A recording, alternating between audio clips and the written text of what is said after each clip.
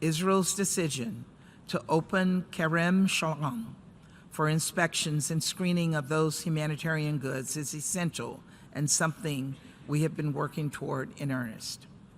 And Israel's commitment to ensure there's enough fuel to sustain the humanitarian assistance operation, including civilian infrastructure, is also vital. We've made clear to Israel we expect it to honor these commitments, and we will hold them to it. Colleagues, there's more we support.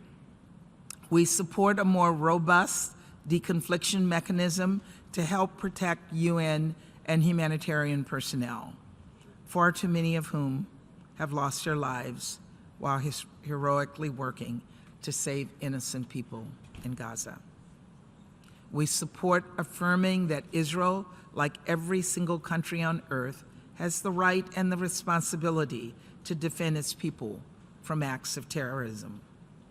Because we know that Hamas intends to repeat the horrors of October 7th again and again and again.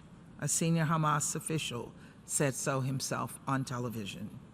Indeed, it was Hamas that broke the 7-day pause last month by committing a vicious terror attack in Jerusalem, firing rockets into Israel, and then failing to release the hostages it had pledged to release. Let's be realistic here. This is a terrorist group that no member state would tolerate living next to. So long as Hamas remains driven by its murderous ideology, any ceasefire right now would be temporary at the best and dangerous at worst. Dangerous to Israelis, who would be subject to relentless attacks, and also dangerous to Palestinians, who deserve the chance to build a better future for themselves, free from Hamas, a group that hides behind innocent civilians rather than protect them, and that co-opts civilian infrastructure to wage conflict. Of course, how Israel defends itself matters. Israel must avoid mass displacement of civilians in the south of Gaza. It must ensure sufficient humanitarian assistance to those who have fled violence, and it must allow civilians in Gaza to return home as soon as conditions allow. We will continue to press at the highest levels for this and for the protection of civilians as Israel pursues legitimate military objectives. Because perhaps most of all, while we cannot support a one-sided Security Council or General Assembly resolution that ignores so much of what we all stand for, we desperately want to see an end to the cycle of unceasing violence. Colleagues, our goal must be to stop the death, the devastation, and the destruction for the long term. And that is simply not a future Hamas wants to see. So as we address this immediate crisis and work to surge humanitarian assistance to the Palestinian people, we must also work to build a foundation for a truly sustainable peace, one where Israelis and Palestinians can live side by side in states of their own, so that the next generation and the generations to come need not experience the devastation of the last 2 months and finally realize freedom, security, and peace. Thank you, Mr. President.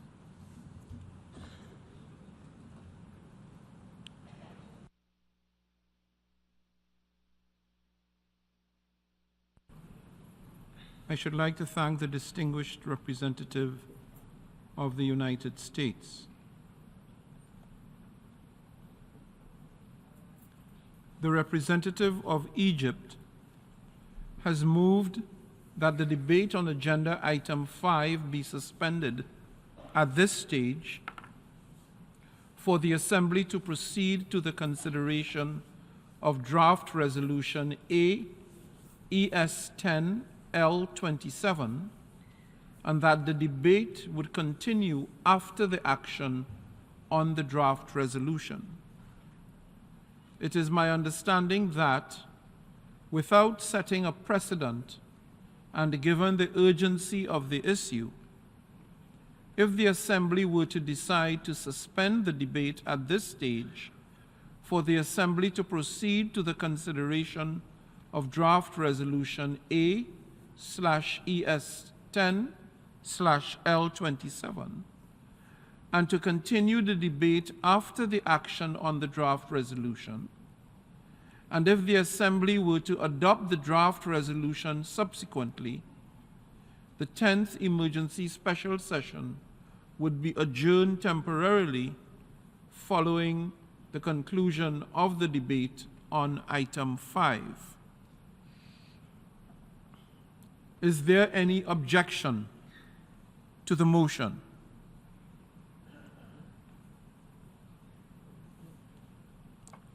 I see none. It is so decided. Since there is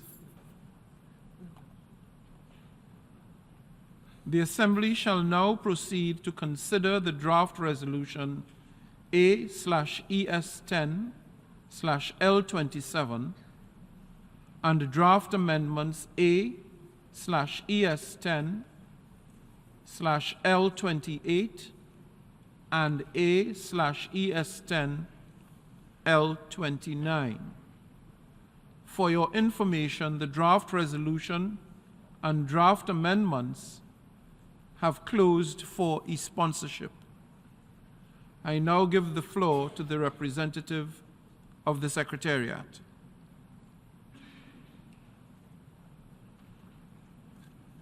Thank you, Mr. President. I should like to announce that since the submission of the draft resolution, and in addition to the delegations listed on the L document, the following countries have also become co-sponsors of A/ES10/L27.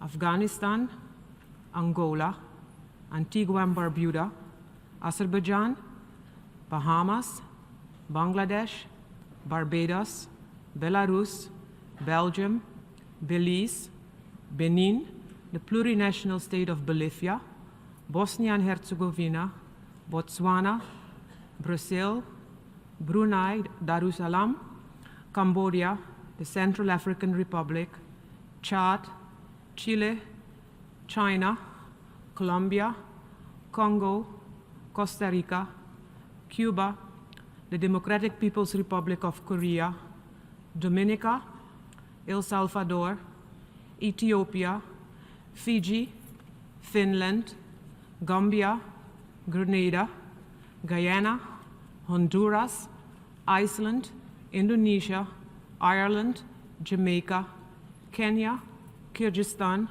Lao People's Democratic Republic, Lesotho, Luxembourg, Malaysia, Maldives, Malta, Mexico, Myanmar, Namibia, Nicaragua, Nigeria, Norway, Peru, Philippines, Portugal, the Russian Federation, St. Kitts and Nevis, St. Lucia, St. Vincent and the Grenadines, San Marino, Senegal, Singapore, Slovenia, South Africa, Spain, Sri Lanka, Suriname, Tajikistan, Thailand, Timor-Leste, Trinidad and Tobago, Turkey, Turkmenistan, Uganda, Uzbekistan, Bolivarian Republic of Venezuela, Vietnam, and Zimbabwe. If any other countries wish to co-sponsor A/ES10/L27, please signify by pressing the microphone button now. Guinea-Bissau, Eritrea, Zambia, Mozambique,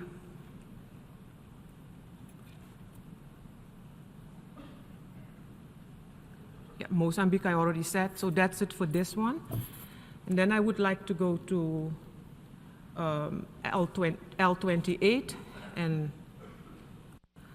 I should like to announce that since the submission of the draft amendment, and in addition to the delegation listed on the L document, the following countries have also become co-sponsors of A/ES10/L28: Albania, Canada, Cyprus, Czechia, Greece, Japan, Lithuania, Montenegro, Ukraine, and the United States of America.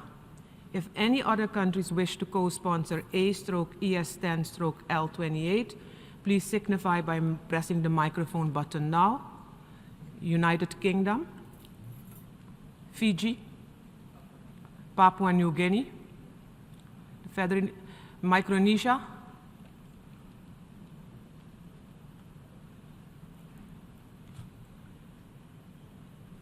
that's it.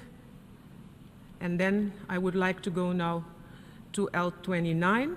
I should like to announce that since the submission of the draft amendment, and in addition to the delegations listed on the L document, the following countries have also become co-sponsors of A/ES10/L29: Albania, Austria, Canada, Cyprus, Czechia, Germany, Greece, Japan, Lithuania, Montenegro, and Ukraine.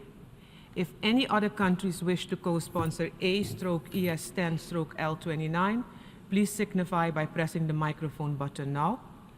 United Kingdom, Fiji, Micronesia, and Papua New Guinea. Thank you, Mr. President.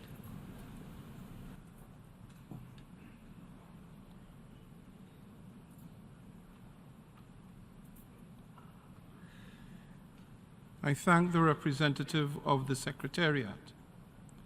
The Assembly will now proceed to take action on the draft resolution contained in A/ES10/L27 and amendments thereto contained in A/ES10/L28 and A/ES10/L29.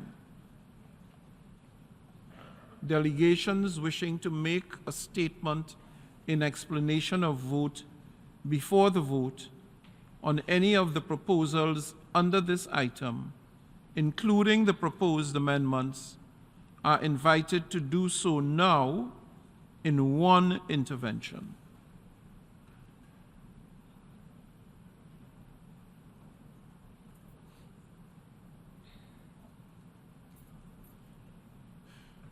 Before giving the floor for explanations of vote before the vote, may I remind delegations that explanations of vote are limited to 10 minutes and should be made by delegations from their seats.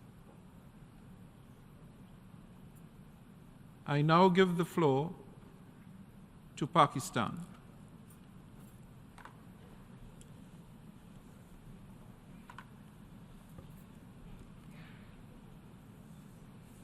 Thank you, Mr. President. Mr. President, let me start by expressing our gratitude to you for having convened this resumption of the emergency special session of the General Assembly, and in particular for your clarion call for an immediate ceasefire in the war that is taking place in Gaza.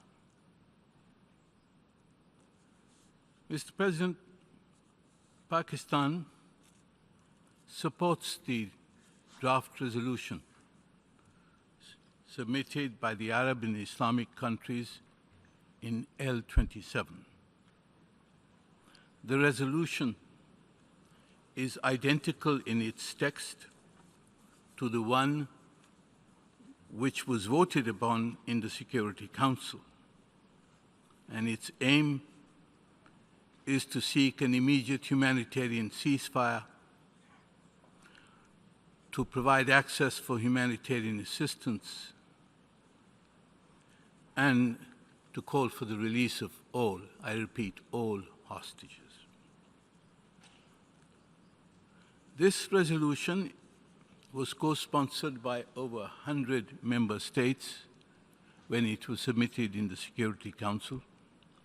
It obtained the affirmative votes of 13 of the 15 Council members, but it failed to pass due to the negative vote of a permanent member of the Security Council. Yet, the international community is not without recourse. The UN Charter provides the General Assembly with considerable residual powers, and acting under the Uniting for Peace process, we can take action to demand a halt to the war which is taking place and killing thousands of people every week. The draft resolution is one we are confident will elicit the support of the vast majority of the UN membership. Pakistan has not co-sponsored this draft resolution, and we have not done so because we reserve the right to submit amendments to ensure that the text which is adopted by the General Assembly is equitable and balanced. And it is a matter, therefore, of deep regret, if not surprise, that some friends of Israel have introduced amendments to once again condemn only one side, but exonerate the other. Unlike Canada, I cannot appeal to their sense of equity and justice. But what we can do is to appeal to the sense of humanity, of justice and fairness of the rest of the UN membership. And I'm confident that this entire membership will not agree to place the blame only on Hamas, but not on Israel. That would be unjust, unfair, and inequitable. Mr. President, when you deny people freedom and dignity, when you humiliate and trap them in an open-air prison where you kill them as if they were beasts, they become very angry, and they do to others what was done to them. And therefore, for Austria and my friend from the United States to blame Hamas in their amendments is not equitable, is not just. The blame, if it's to be placed, has to be placed on both parties, and especially on Israel. Mr. President, with the end of the pause, the skies over Gaza are filled with projectiles of death. Attack helicopters, drones, artillery shells, tank shells, mortars, bombs, missiles. Israel has dropped 25,000 tons of explosives on Gaza, nearly the equivalent of the atomic bombs dropped on Hiroshima and Nagasaki. Israel's goal is not only to erase Hamas. This is a war against the Palestinian people. Israel's goal is to erase not only a people, but the entire idea of Palestine.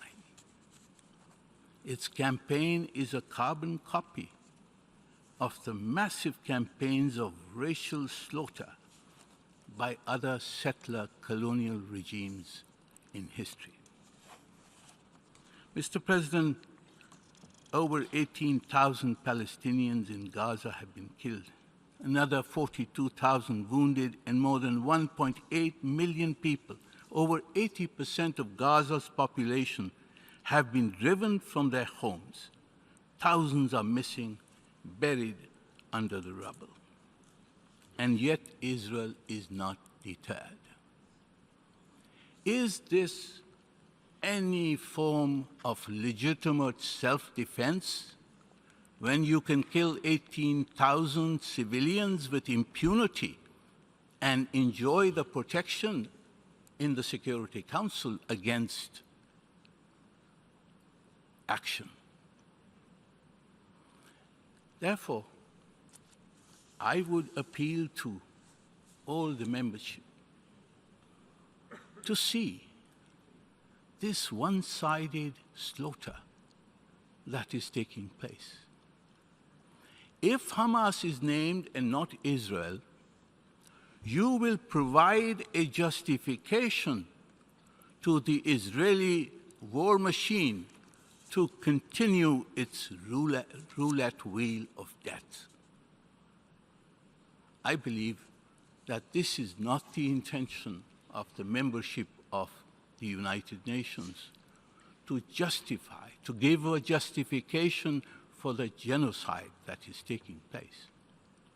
I would therefore, on behalf of my delegation, on behalf of all the Arab countries, on behalf of the OIC, appeal to all the membership to vote against the amendments proposed in L28 by Austria and L29 by the United States.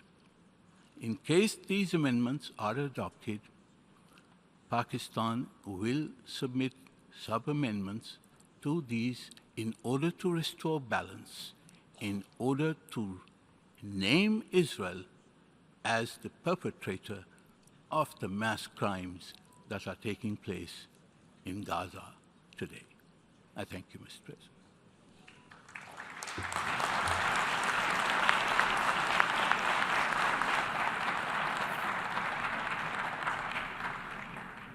I thank the representative of Pakistan, and I now call on the representative of Israel to take the floor. Thank you, Mr. President. Mr. President, again, we find ourselves about to vote upon yet another hypocritical resolution.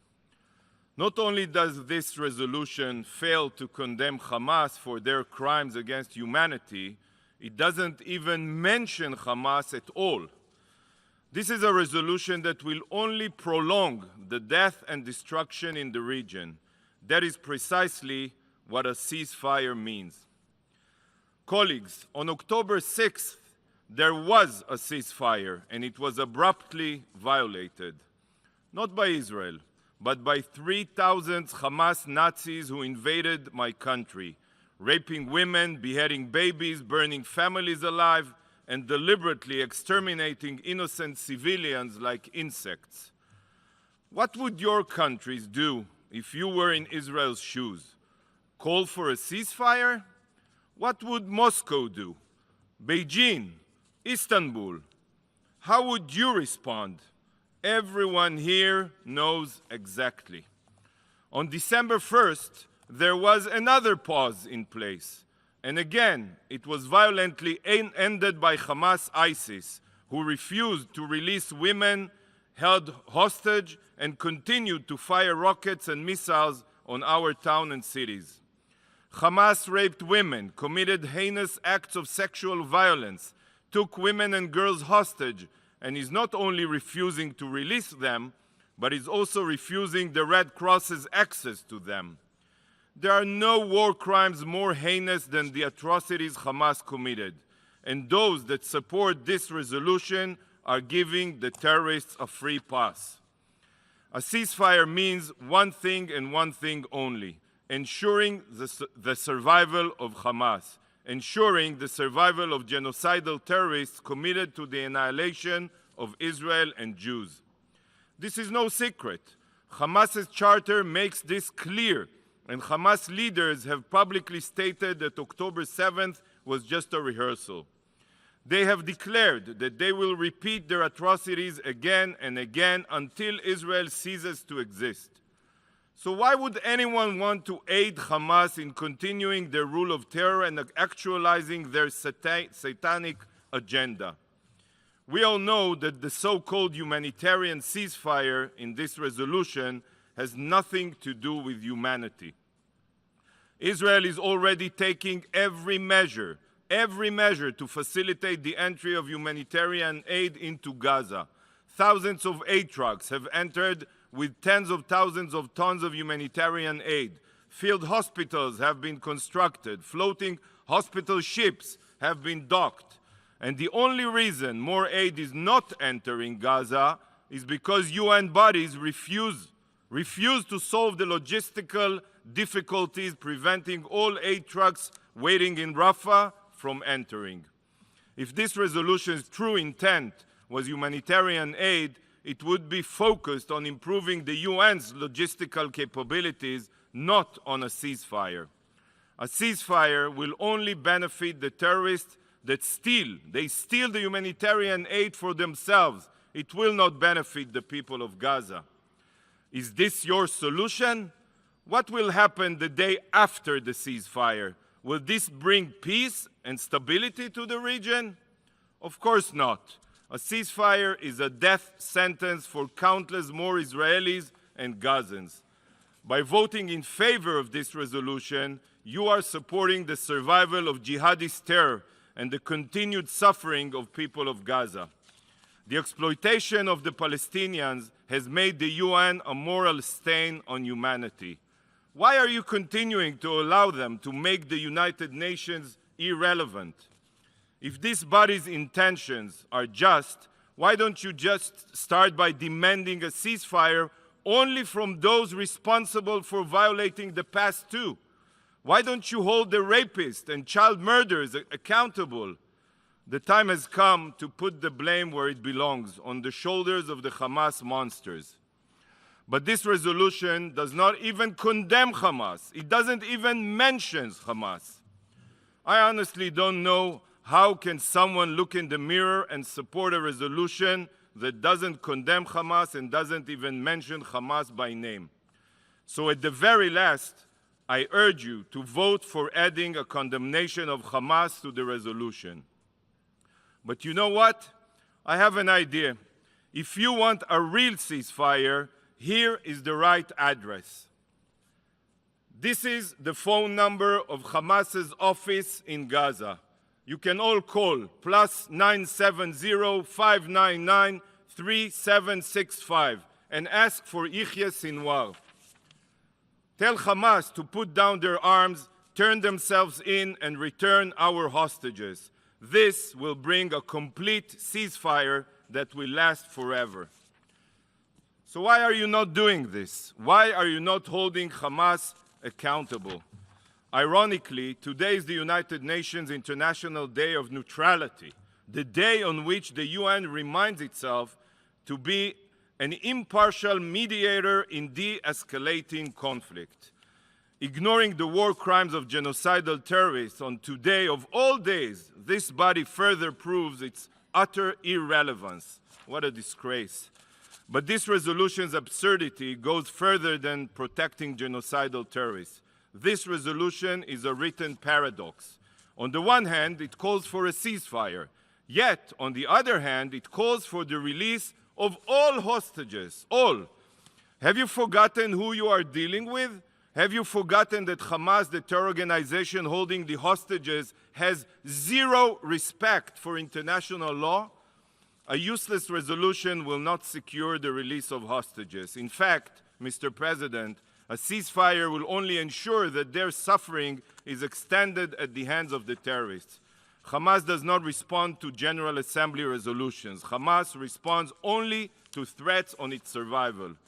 Continuing Israel's operation in Gaza is the only way any hostages will be released. This disgraceful resolution serves only one purpose: to try to tie Israel's hands and allow Hamas to continue its reign of terror. Colleagues, this institution was founded in the wake of the Holocaust. It was established to prevent such atrocities from ever happening again. But by supporting this resolution, you are doing exactly the opposite. You are voting in favor of a genocidal jihadist organization. Mr. President, unlike our enemies, Israel believes in life and peace, not brazen violence. No piece of paper, especially one that is adopted by a biased, politicized majority, will prevent Israel from defending itself against those that seek our destruction. Israel is fighting a war for her future. There is not a single member state here, not a single member state here that would act differently in a similar situation. A ceasefire only serves to prolong Hamas's reign of terror, so I urge all member states to vote against this resolution. Thank you, Mr. President.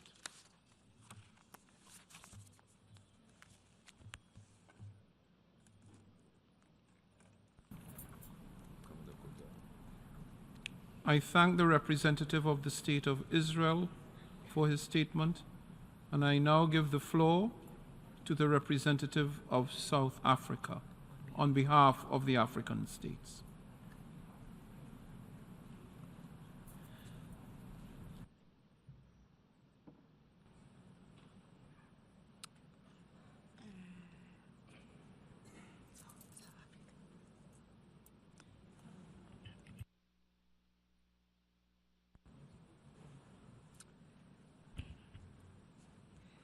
Thank you, Mr. President. I am delivering the statement, explanation of vote before the vote on behalf of my country, South Africa. We thank you for convening this emergency special session of the United Nations General Assembly, which has been called because of yet another failure of the Security Council to fulfill its mandate. We thank the Arab Group and the OIC respectively for requesting the resumption of the 10th emergency special session of the General Assembly. On 6 December, the Secretary General took the initiative to invoke Article 99 of the UN Charter, bringing to the attention of the Security Council a matter which, in his opinion, may aggravate existing threats to the maintenance of international peace and security.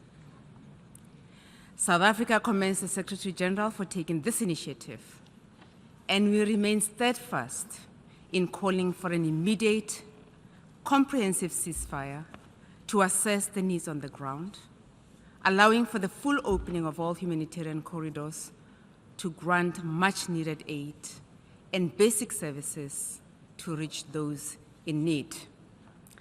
We therefore emphasize the urgent implementation of General Assembly resolutions to realize this and alleviate the suffering of Palestinians in desperate need of relief aid.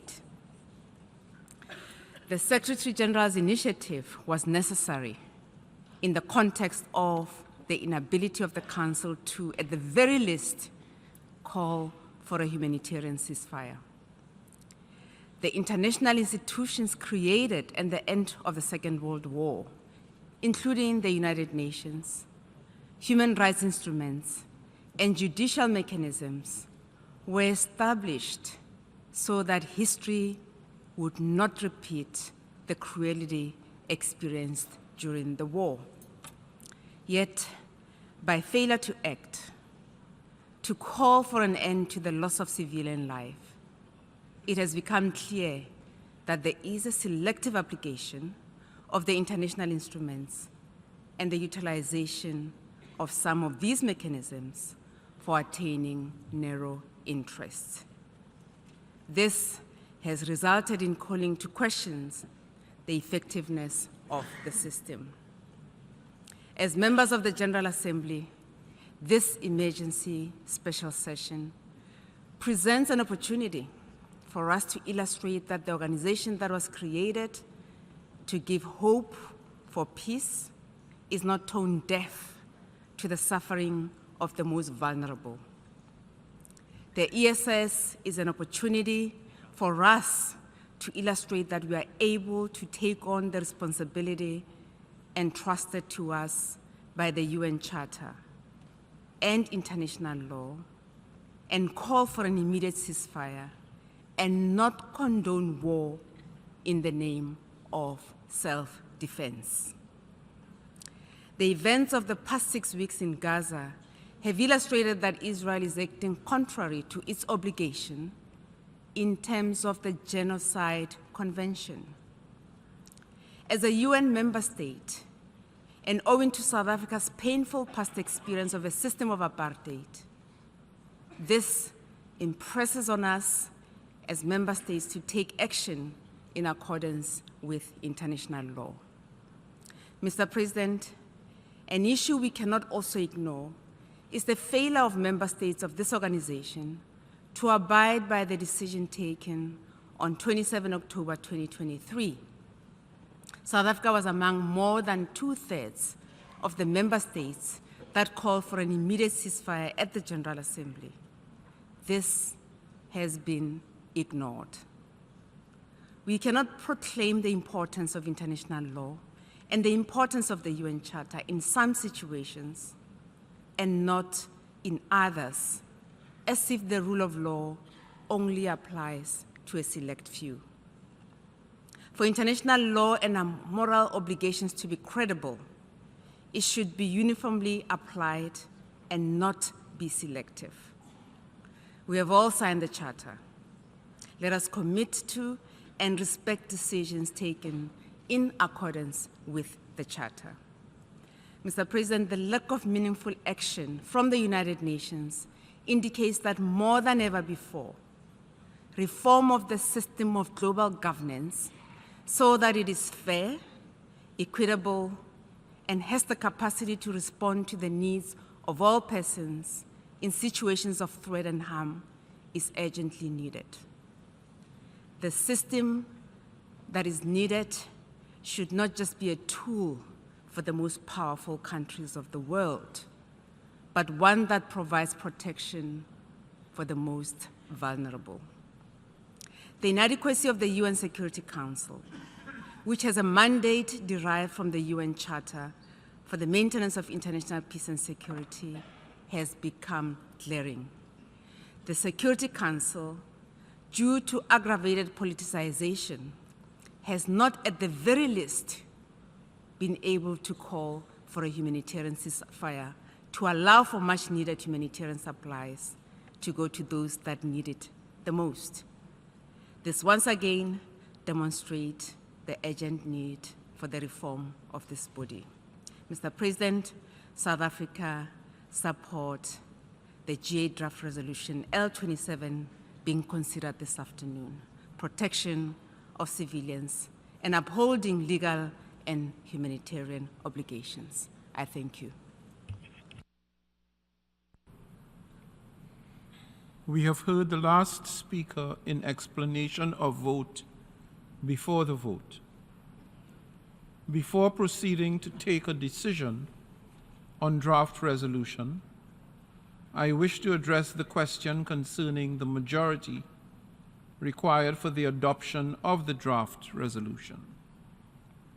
In light of Article 18, paragraphs 2 and 3 of the Charter of the United Nations, is there any objection to taking action on draft resolution A/ES 10/L27 by a 2/3 majority of the members present and voting? I see no objection. The 2/3 majority of members present and voting is therefore required for the adoption of the draft resolution.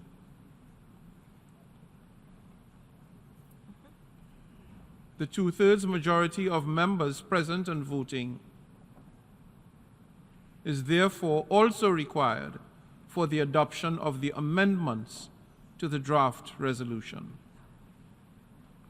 Before we proceed to take a decision on draft resolution A ES10/L27 in accordance with Rule 90 of the Rules of Procedure. The Assembly shall first take a decision on draft amendments A/ES10/L28 and A/ES10/L29 one by one. We now turn to draft amendment AES10L28. A recorded vote has been requested. We shall now begin the voting process. Those in favor of draft amendment AES10/L28, please signify. Those against and abstentions. The General Assembly is now voting on draft amendment A/ES10/L28. Will all delegations confirm that their votes are correctly reflected on the screen? The voting has been completed. Please lock the machine.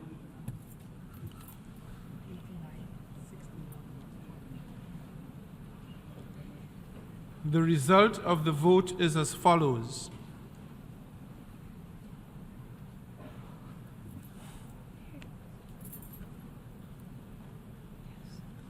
"89 in favor, 61 against, and 20 abstentions. Having failed to obtain the required two-thirds majority, draft amendment A/ES10/L28 is not adopted.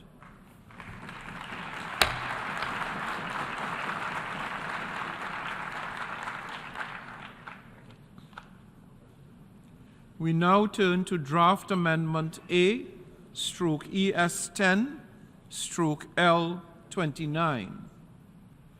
A recorded vote has been requested. We shall now begin the voting process.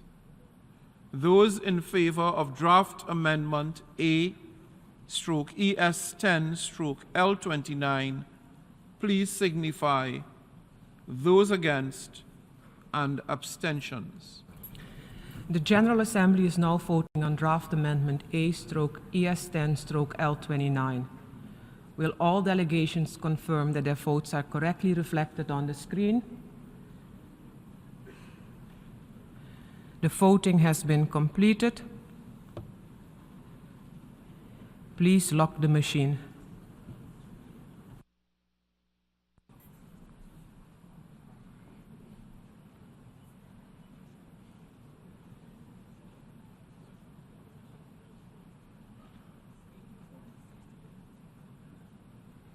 The result of the vote is as follows. 84 in favor, 62 against, 25 abstentions. Having failed to obtain the required two-thirds majority, draft amendment A/ES10/L29 is not adopted.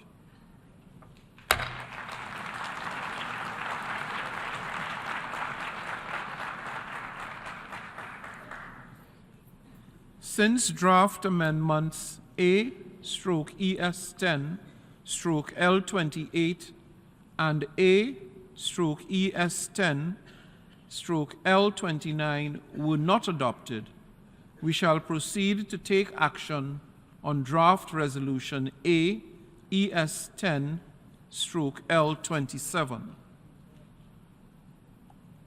The Assembly will now take a decision on draft resolution A/ES10/L27 entitled Protection of Civilians and Upholding Legal and Humanitarian Obligations. A recorded vote has been requested. We shall now begin the voting process. Those in favor of draft resolution A/ES10/L27, please signify. Those against, and abstentions. The General Assembly is now voting on draft resolution A/ES10/L27 entitled Protection of Civilians and Upholding Legal and Humanitarian Obligations. Will all delegations confirm that their votes are correctly reflected on the screen?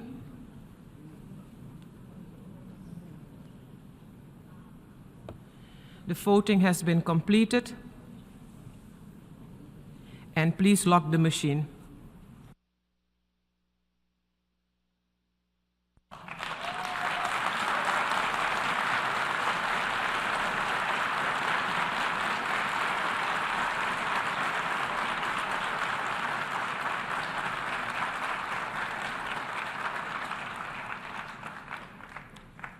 The result of the vote is as follows: 153 in favor, 10 against, 23 abstentions. Draft resolution A/ES10/L27 has been adopted.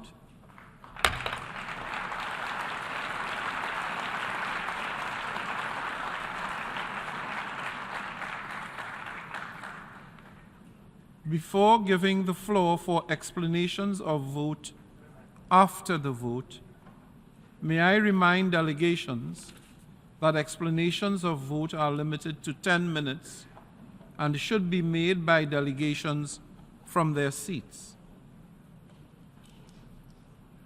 I now give the floor to the representative of Belgium.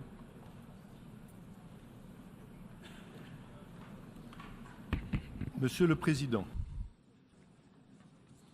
le second secrétaire général de cette organisation, M. Dag Hammarskjöld, a un jour affirmé que l'Organisation des Nations Unies n'avait pas été créée pour nous amener au paradis, mais bien pour nous éviter de tomber en enfer.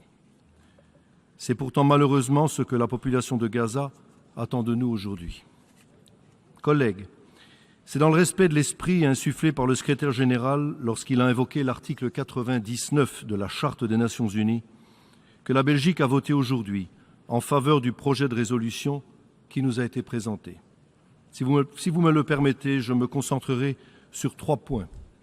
Premièrement, ce vote en faveur de la protection des civils et du droit international, en ce compris le droit international humanitaire, est un appel ferme à contrer le risque d'implosion de l'espace humanitaire à Gaza.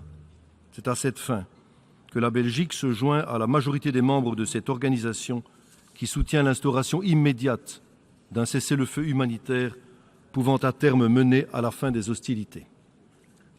La Belgique se joint également à ceux, encore plus nombreux, qui demandent tant la libération immédiate et sans condition de tous les otages que l'accès humanitaire immédiat et sans entrave. Le travail des agences onusiennes doit par ailleurs être facilité, les infrastructures vitales restaurées.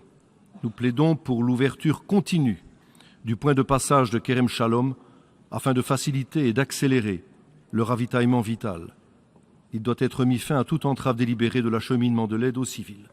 Deuxièmement, mes chers collègues, ces considérations humanitaires ne doivent pas être interprétées comme un appel à la fin de la lutte contre le Hamas et autres groupes terroristes. La solution ne viendra pas des extrémistes et autres ennemis de la paix. Les actions de ceux-ci augmentent le risque de débordement du conflit en Cisjordanie et dans la région. Il doit y être mis fin. La Belgique soutient à ce titre la reddition des comptes et appuie l'adoption de mesures coercitives à l'égard des terroristes, comme celle adoptée ce vendredi 8 décembre par l'Union européenne contre des cadres du Hamas, mais également à l'égard des extrémistes violents. La Belgique a soutenu l'amendement américain dans cette optique, en espérant que son adoption nous permette de franchir une étape importante ici à New York. Mes chers collègues, il nous revient désormais de contribuer, c'est mon 3e point, collectivement à la création d'un environnement propice à la recherche d'une solution négociée à la question palestinienne. Un environnement permettant de dégager un horizon politique qui aboutira à une solution à 2 États. La Belgique soutiendra les acteurs constructifs dont l'action nous rapprochera de cet objectif. La Belgique appuie à cette fin l'organisation en temps voulu d'une conférence internationale pour la paix. C'est également tout le sens de l'effort pour la journée de la paix, Peace Day Effort, porté conjointement par l'Union européenne et par la Ligue des États arabes. Mes chers collègues, nous devons agir collectivement sur le court terme en donnant forme à un cessez-le-feu humanitaire, sur le moyen terme en mettant fin aux agissements des terroristes et des extrémistes violents, et sur le long terme en travaillant à une solution durable de ce conflit qui garantisse à Israël la possibilité de vivre en paix et en sécurité et qui réalise enfin le droit à l'autodétermination du peuple palestinien. Je vous remercie.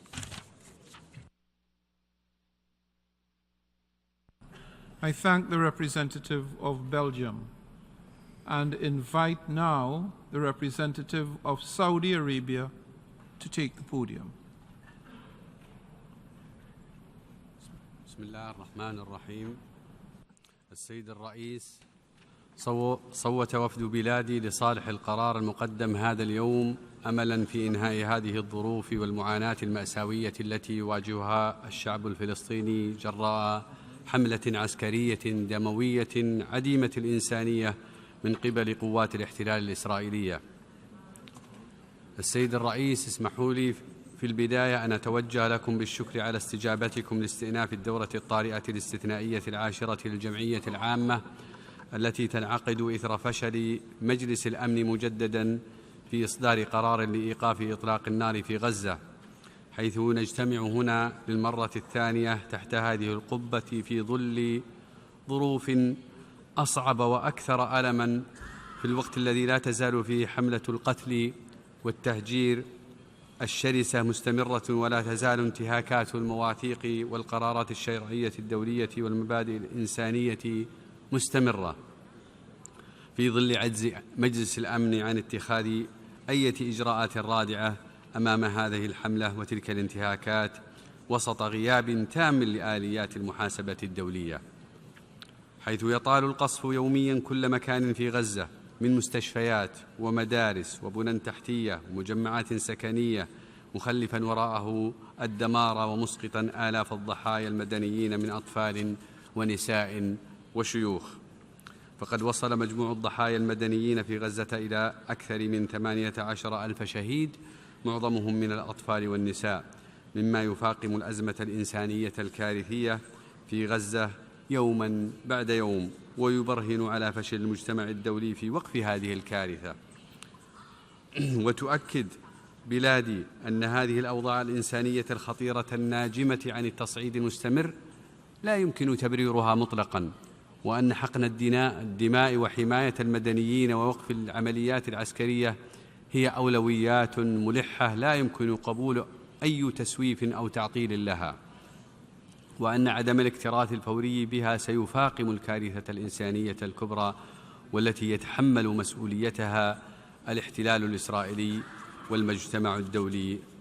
السيدات والسادة، لقد صدر عن القمة العربية الإسلامية المشتركة غير العادية التي استضافتها الرياض في 11 من نوفمبر بحضور قادة دول وحكومات الدول الأعضاء في جامعة الدول العربية ومنظمة التعاون الإسلامي قرارات تمثل إرادة الشعوب العربية والإسلامية تسعى لحقن الدماء وإيصال المساعدات دون قيود وإيقاف الانتهاكات وتجاوز الأزمة والمعاناة غير المبررة في فلسطين، والوقوف بجانب الشعب الفلسطيني لتحقيق مطالبه المشروعة باستعادة أراضيه المحتلة وإقامة دولته المستقلة، ومطالبة المجتمع الدولي ومؤسساته للقيام بمسؤولياته تجاه تحقيق ذلك دون تعطيل. إن الكارثة الإنسانية والأحداث المأساوية الجارية في فلسطين تحتم علينا التحرك لوضع حد فوري لإيقاف العمليات العسكرية وتوفير الحماية المدنية وإطلاق سراح الرهائن والأسرى امتثالا للأعراف والقوانين الدولية ومبادئنا الإنسانية المشتركة، وإيجاد حل سلمي لهذه الأزمة يخرج المنطقة من دوامة العنف المتكررة. السيد الرئيس،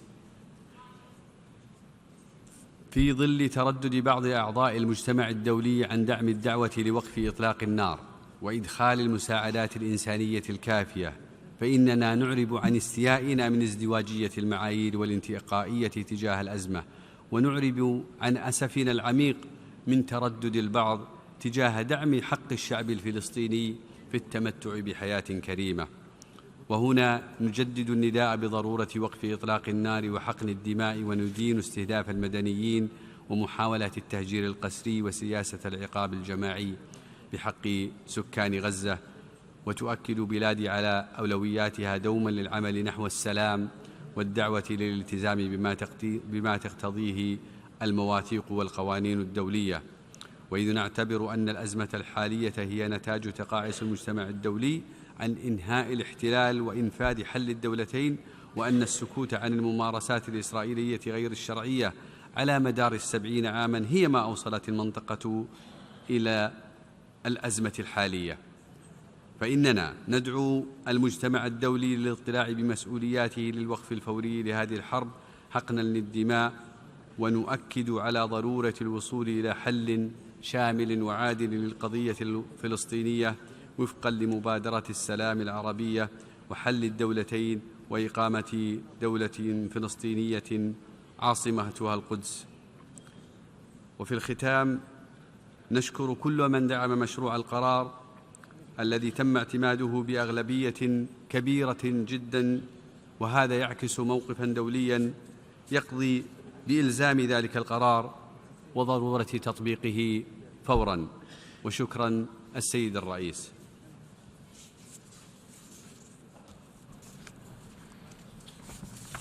I thank the representative of Saudi Arabia, and I now invite the representative of India to take the floor. Mr. President, India has voted in favor of the resolution just adopted by the General Assembly. The situation that this august body has been deliberating upon has many dimensions. There is the terrorist attack in Israel on 7 October and the concern for the hostages taken at that time. There is an enormous humanitarian crisis and the large-scale loss of civilian lives, especially of women and children. There is the issue of observing international humanitarian law in all circumstances. And there is the endeavor to find a peaceful and lasting two-state solution to the long-standing Palestine question. Our challenge in this extraordinarily difficult time is to strike the right balance. The gravity and complexity of what the international community faces is underlined by the Secretary-General invoking Article 99 of the Charter of the United Nations.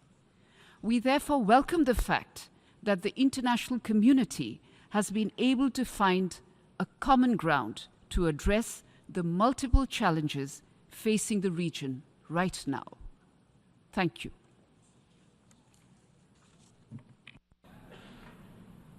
I thank the representative of India, and I now give the floor to the representative of Bulgaria.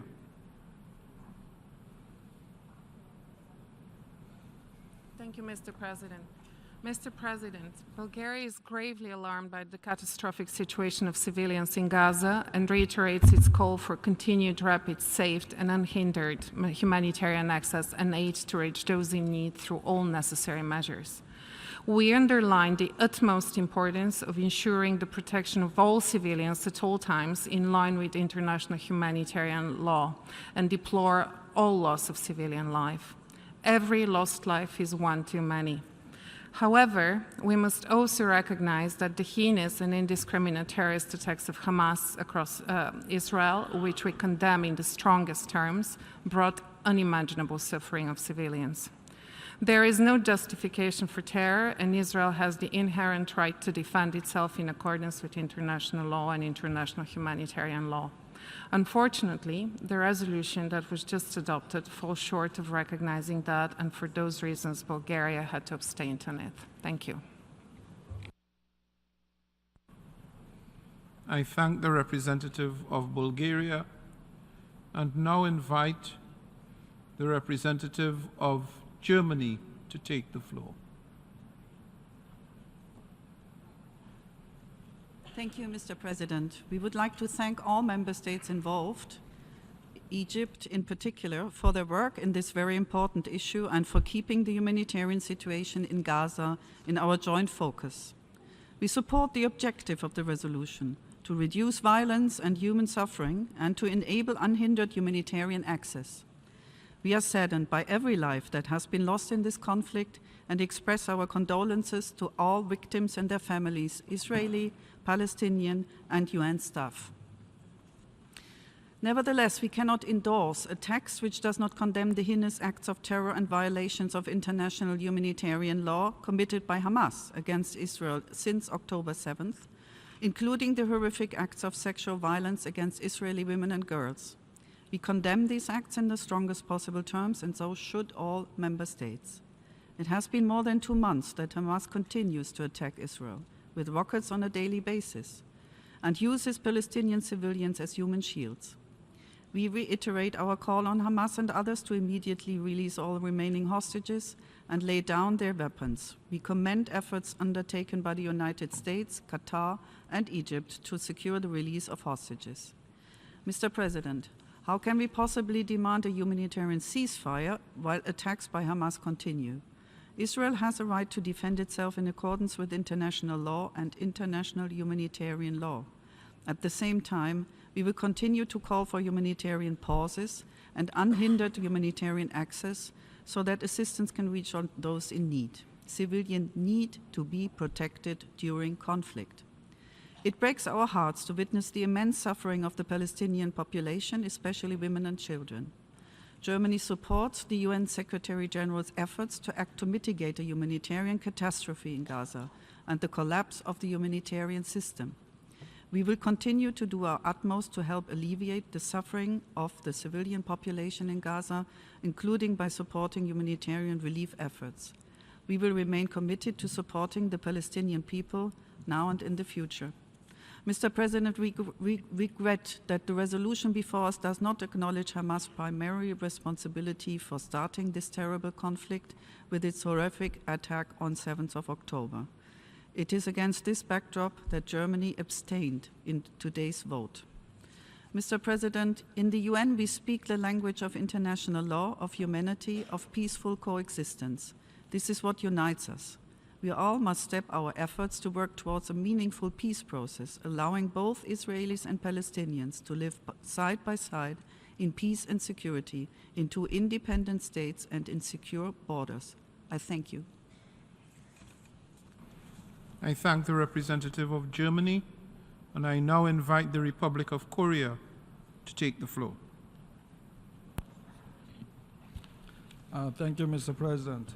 The Republic of Korea voted in favor of the amendment proposed by Austria, as the language clarifies Hamas and other groups that are holding the hostages.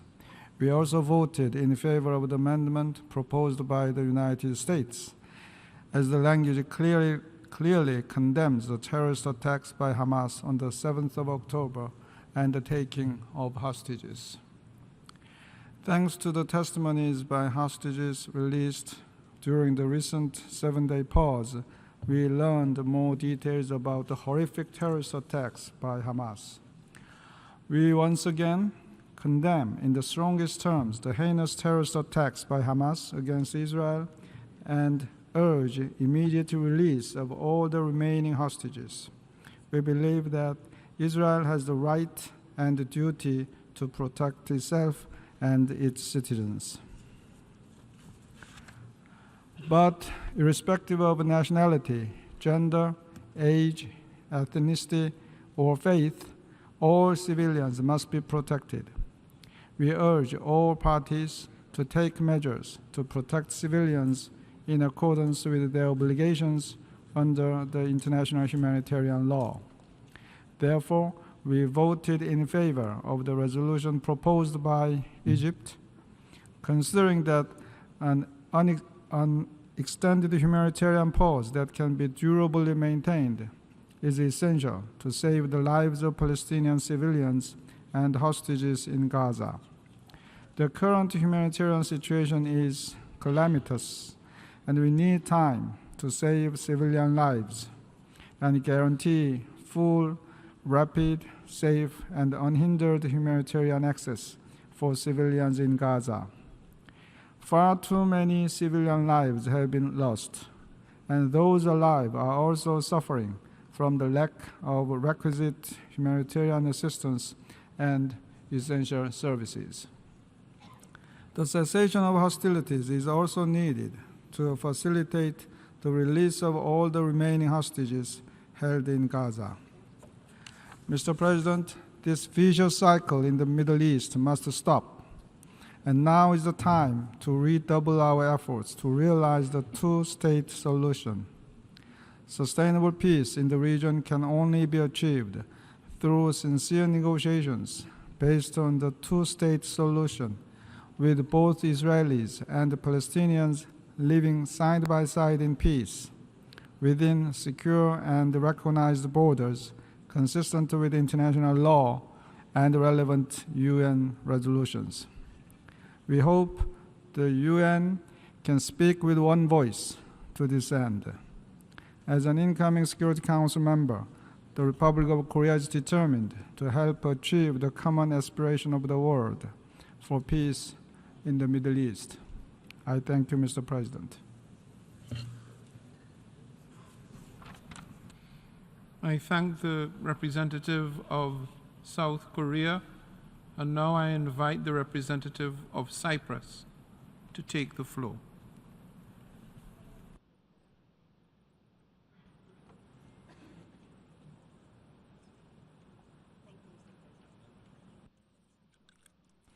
Thank you, Mr. President. This emergency special session has been called due to the alarming humanitarian situation in Gaza. Mr. President, we unequivocally reject and condemn the inconceivable terrorist attacks by Hamas that commenced on 7th October, as well as the deplorable taking of hostages. We demand the immediate and unconditional release of all hostages held, as well as ensuring immediate humanitarian access to them. To this end, we supported the respective amendments because this crisis was not born in a vacuum. We deeply regret that these amendments did not pass. Mr. President, the end of November humanitarian pause allowed for the release of some of the hostages held by Hamas and other terrorist groups, and for greater loads of emergency relief to enter into Gaza. However, many of the hostages still remain captive, and the colossal humanitarian needs in Gaza are increasing by the hour. It is for this reason that we voted in favor of this resolution. Palestinian and Israeli civilians must be protected in accordance with international humanitarian law. International law, including international humanitarian law, must be fully respected. We are also working with partners towards ensuring humanitarian assistance enter Gaza via a dedicated one-way maritime corridor. Given the gravity of the humanitarian crisis, we hope to complement current routes primarily through Rafah to assist in alleviating the suffering. Mr. President, ultimately, the only way forward is reviving the Middle East peace process on the basis of a two-state solution in line with the UN resolutions. We stand ready to support this aim as it is the only way to ensure conditions of sustainable security and stability equally for Israelis and Palestinians alike, and it is a crucial step towards fostering stability in the Middle East as a whole. I thank you. I thank the representative of Cyprus, and I now invite the representative of Australia to take the floor. Mr. President, Australia appreciates the Arab group bringing forward this resolution. Australia is gravely concerned about the dire humanitarian situation in Gaza. Human suffering is widespread and unacceptable. Civilians who fled northern Gaza are now being pushed further south, and as the conflict spreads south, there are increasingly few safe spaces to go. The world has witnessed a harrowing number of civilian deaths, including children. This must not continue. Australia again calls for safe, unimpeded and sustained humanitarian access in Gaza and safe passage for civilians. We acknowledge the gravity of the Secretary-General's invoking Article 99. Australia welcomed the humanitarian pause agreed by the parties in November and brokered by the United States, Egypt and Qatar. This resolution, calling for an immediate humanitarian ceasefire, is the world urging these pauses be resumed so urgent humanitarian aid can flow. Australia is part of that call, and we support this resolution. We see such pauses as critical steps on a path to a sustainable and permanent ceasefire. But such a ceasefire cannot be one-sided. Australia also supported the amendments proposed by Austria and the United States because we believe this resolution should have gone further by unequivocally condemning Hamas as the perpetrators of the 7 October attack on innocent Israeli civilians. That terrorist attack precipitated this crisis. This critical fact should be clearly recorded in this place. Australia unequivocally condemns the ongoing acts of terror by Hamas, its use of human shields, and its use of civilian infrastructure to launch attacks on Israel. Australia reiterates our demand for Hamas to release all remaining hostages immediately and unconditionally. In defending itself, Israel must respect international law, including international humanitarian law.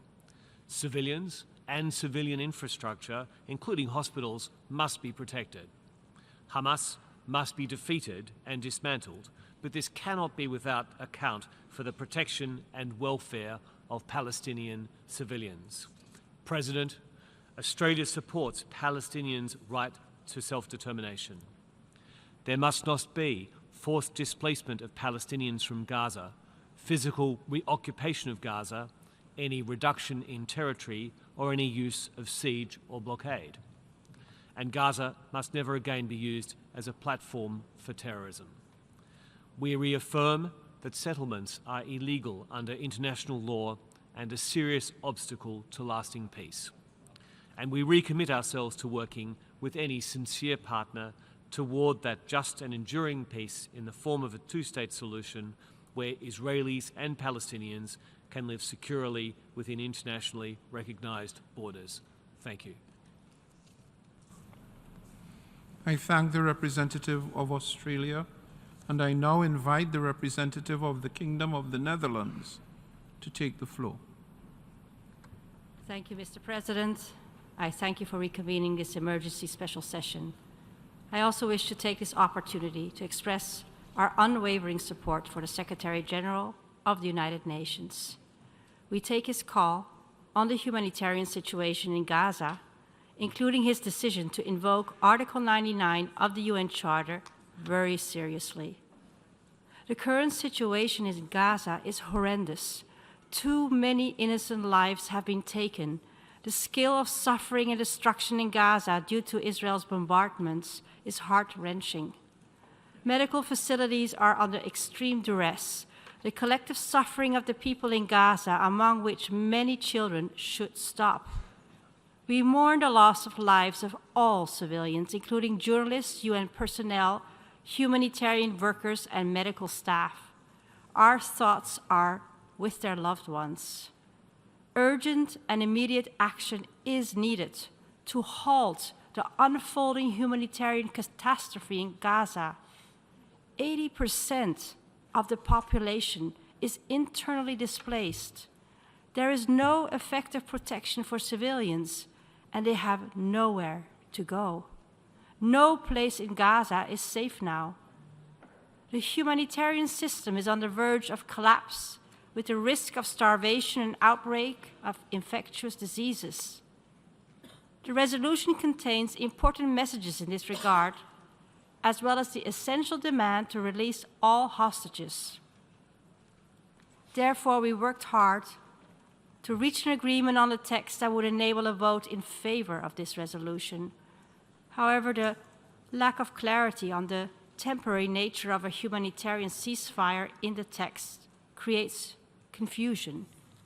We tried to change the text accordingly, but our proposals were unfortunately not accepted as the text was not open for further negotiations.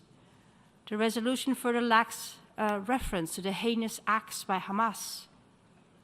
Based on these considerations, the Kingdom of the Netherlands abstained on the resolution. Mr. President, the harsh reality is that attacks from Hamas and elsewhere in the region continue. Case in point are the repeated Houthi missile attacks targeting Israel and vessels in the Red Sea. Israel's continued need to defend itself against continuous attacks therefore still stands with respect for international humanitarian law. The Kingdom of the Netherlands remains shocked at the heinous terrorist attacks perpetrated by Hamas on October 7th, and we condemn it in the strongest possible terms. The spiral of violence that followed has seen too many civilian casualties. It is of the essence that both parties do everything to ensure that civilians are protected in line with international humanitarian law. We need to see more urgent action. Mr. President, the way Israel implements self-defense matters. We consistently and explicitly urge Israel to demonstrate restraint, and we consistently stress the importance of proportionality and necessity in its current operations. In that light, we expect of Israel, one, that it does everything to ensure that civilians are protected. This is an obligation and a necessity. Two, to ensure that direct and unhindered humanitarian assistance gets to the people of Gaza. This is an obligation under international law. Now that the fighting has resumed and needs in Gaza are escalating, decreasing aid influx is unacceptable. The decision to open Kerem Shalom for the inspection of humanitarian aid trucks is a much-needed step in the right direction, but much more is needed. Aid needs to pass through, including fuel and medical supplies. These goods also need to reach all those in need in Gaza. Three, and we expect Israel to ensure that humanitarian workers are able to work in Gaza safely and without constraints. This is also an obligation under international law. Four, we also reiterate that settler violence is completely unacceptable. Under occupation law, the IDF has an obligation to actively protect Palestinian civilians from violence. Israel needs to act decisively and urgently to stop the settler violence and illegal annexations in the West Bank, which further destabilizes the situation in the region.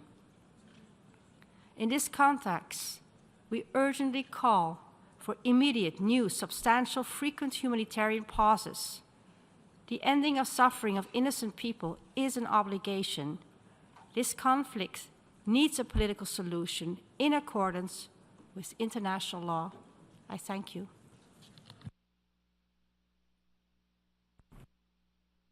I thank the representative of the Kingdom of the Netherlands, and I now invite the representative of the Islamic Republic of Iran to take the floor.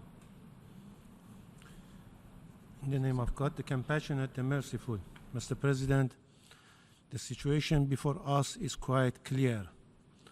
One member state, a permanent member of Security Council, misusing its unequal authority of veto power and in clear disregard to the united will of international community, has decided to stand with Israeli criminal regime and materially enable this regime in its ongoing massacre against civilians in Gaza.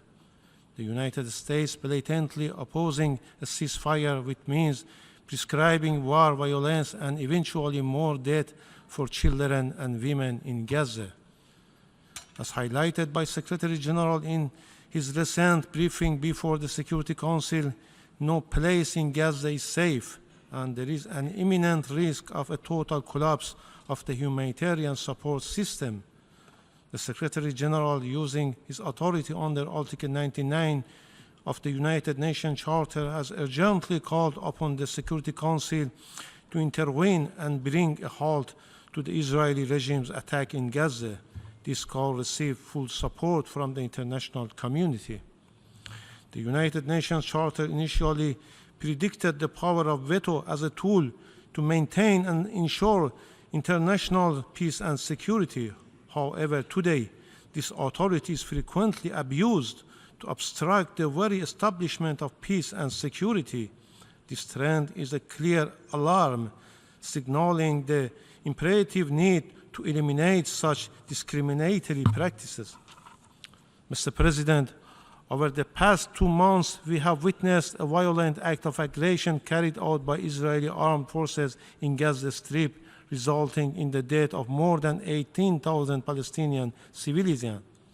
The situation on ground entails all risk factors for genocide and definition under Article 2 of Convention on the Prevention and Punishment of the Crime of Genocide, which bear responsibility for all member states to impede and prevent its occurrence.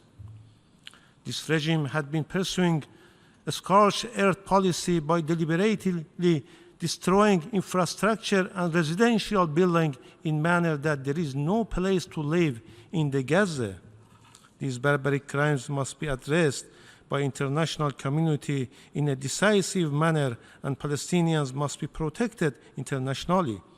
Considering the major failure of the Security Council in addressing the situation in ground, we remind responsibility of all member states under international law regarding the need to prevent genocide and war crimes, and reiterate our call for regional and national measures that in any practical way could hinder the violence and deal with the current situation. In conclusion, my delegation has voted in favor of resolution considering the urgency of the situation and a strong need to address the dire humanitarian condition in Palestine, and would like to put on record that our support for the resolution is without prejudice to our long-standing and constant national position on issues related to the question of Palestine and non-recognition of the Israeli regime. Today's vote by the General Assembly is a victory for blood of brave martyrs of the Gaza over the Israelis' war machine, and clearly indicate international will. I thank you, Mr. President. I thank the distinguished representative of Islamic Republic of Iran. I now give a floor to distinguished representative of Slovenia. Thank you, Mr. President. Mr. President, Slovenia co-sponsored the resolution presented in the Security Council, and we followed suit today in the General Assembly. We voted in favor of the resolution, and we also supported the amendments which, in our view, would contribute to more accurately reflecting the complex situation on the ground. Mr. President, it has been more than 2 months of human suffering, physical destruction, and collective trauma across Israel and the occupied territory. Words seem to have been said in vain as we continue to observe one of the darkest hours for this organization unfolding in front of our eyes. I would like to focus on 3 elements which brought us here today: the letter by the Secretary General, the letter by UNRWA Commissioner General, and the veto cast in the Security Council. Firstly, I wish to express our firm support to the Secretary General and the United Nations in their efforts to prevent further deterioration of an already dire situation on the ground. The scale of killing, suffering, and destruction reported have been a clear testament that at this stage only one step is sufficient: a declaration of a humanitarian ceasefire. Let us be clear. There can be no justification for the brutal terrorist attack of Hamas on Israel, and we strongly condemn it, including reported sexual violence. We repeat our call for immediate and unconditional release of all hostages. What we are witnessing in Gaza are clear violations of international humanitarian law and human rights law.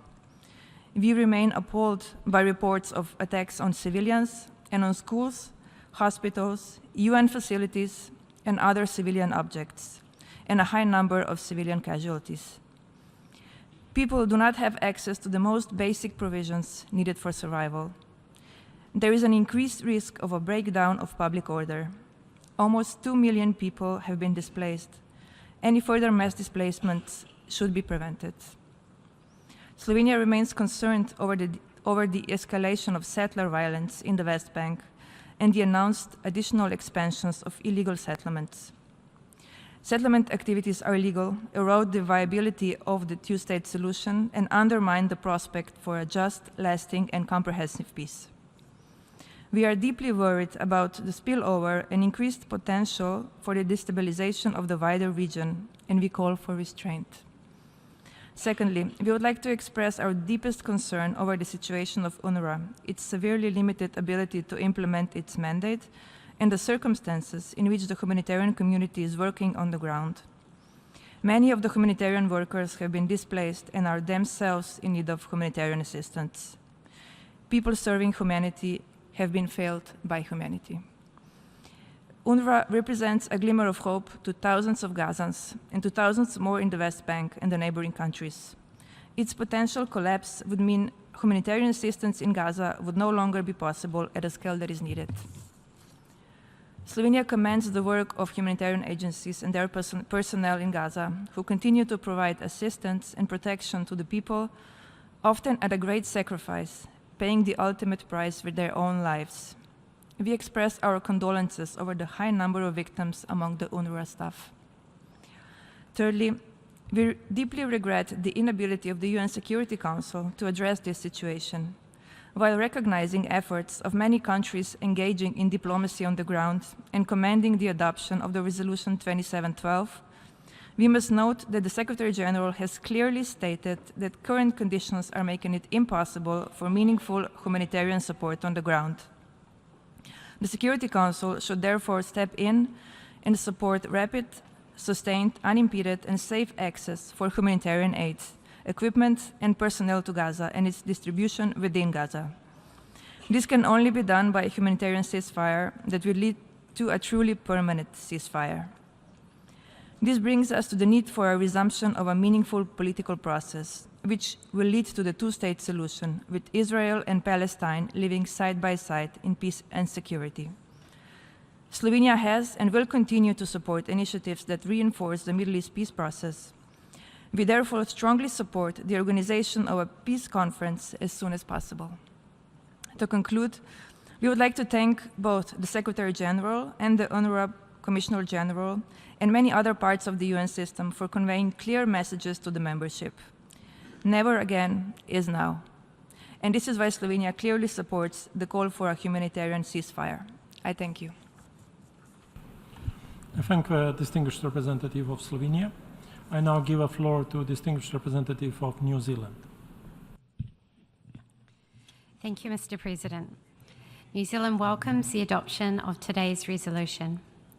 In relation to the amendments put forward by the United States and Austria, we wish to register our disappointment that they did not pass. The amendments would have introduced elements which New Zealand felt would have benefited the resolution and which remain important to New Zealand's position on this terrible conflict.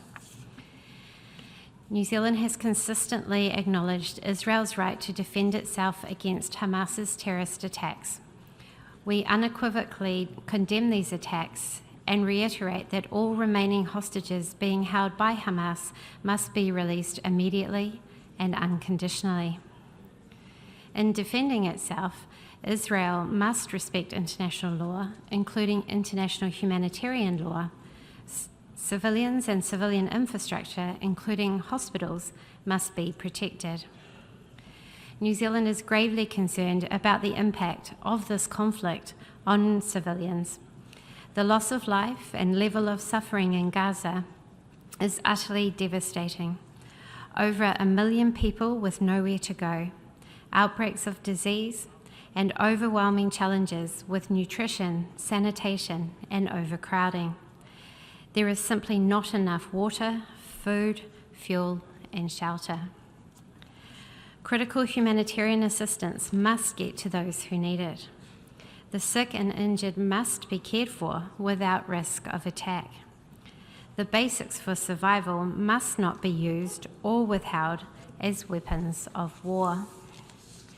We thank the Secretary General and the United Nations and humanitarian staff for their leadership, especially those working on the ground in enormously difficult circumstances and under significant constraints. We are distressed that the effective delivery of humanitarian aid in Gaza is now almost impossible. Ensuring meaningful humanitarian access is critical. It is a key requirement of international humanitarian law, particularly the Fourth Geneva Convention. We call on Israel to facilitate the necessary access immediately to alleviate the plight of civilians in Gaza. Last week, the Secretary-General sounded the loudest possible alarm over this crisis. We must answer his call. It was for this reason, the urgent need for the provision of critical life-saving assistance, that New Zealand co-sponsored the United Arab Emirates Security Council resolution, which called for an immediate humanitarian ceasefire. We are deeply disappointed that the casting of a veto yet again prevented the Security Council from agreeing on a response to a pressing crisis. The General Assembly has, once again, had to take action where the Security Council has failed to do so. In this Assembly, in late October, New Zealand joined 120 member states in voting for a resolution that called for an immediate, durable and sustained humanitarian truce to facilitate the delivery of aid. Today's General Assembly resolution has the same objective: the fighting to stop and civilians to be protected. Therefore, New Zealand once again supported this call and voted for this resolution. At the same time as we push for a humanitarian ceasefire, we urge all parties involved in the conflict, as well as countries with influence in the region, to take urgent steps towards establishing a sustainable ceasefire. A lasting solution to the conflict will only be achieved by peaceful means. Revival of the Middle East peace process is critical. There is no military solution to this conflict, just as there is no role for Hamas in the future governance of Gaza. Mr. President, 2 final points. New Zealand condemns settlement building and expansion in the West Bank, which is illegal under international law, and condemns the violence being perpetrated by settlers. We call for Israel to address this urgently. New Zealand also urges governments in the region to do all they can to ensure this conflict does not spill over into the wider region. Thank you, Mr. President. I thank the distinguished representative of New Zealand. I now give the floor to a distinguished representative of Czechia.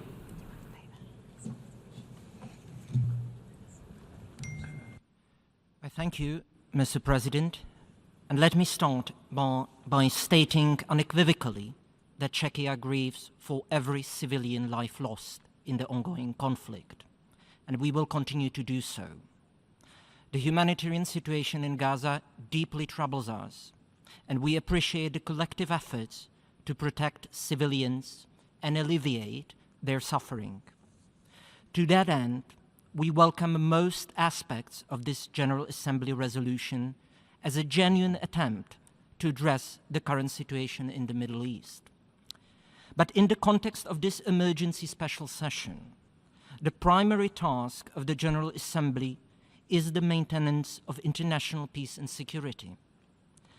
This is not possible without addressing not only the issues related to the legal framework for the conduct of war, but also the conditions under which states may resort to the use of force. Regrettably, this resolution fails to condemn the unspeakable atrocities committed by Hamas on the 7th of October. The events of that day leave no room for excuses or justifications. The horrific terrorist attack by Hamas resulted in the tragic loss of countless lives spanning various nationalities. Furthermore, we have all been appalled by the horrifying images depicting victims of sexual violence inflicted by Hamas terrorists. We are also of the opinion that calling for an immediate ceasefire ignores the grave threat that Hamas poses not only to Israel, but also to the Palestinian people.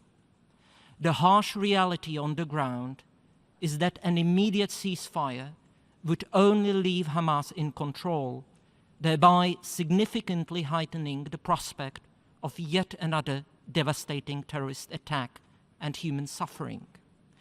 Let us also remember that the civilian death toll continues to rise due to Hamas's reprehensible practice of using civilian infrastructure and civilians as human shields.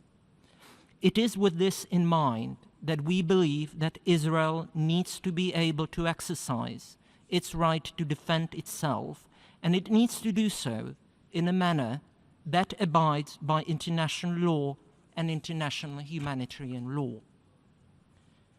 Mr. President, based on the reasons that I have just outlined, it is with a heavy heart that we decided to vote against this resolution.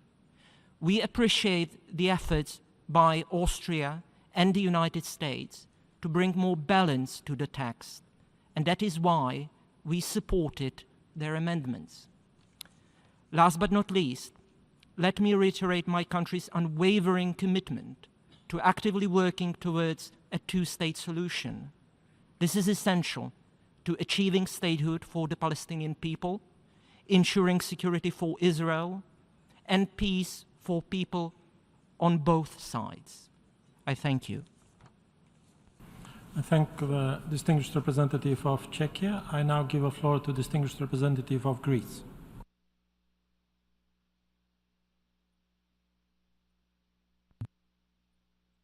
Mr. President, Greece expresses deep concern about the grave humanitarian situation in Gaza, where we are unfortunately witnessing a rapid deterioration of the conditions on the ground.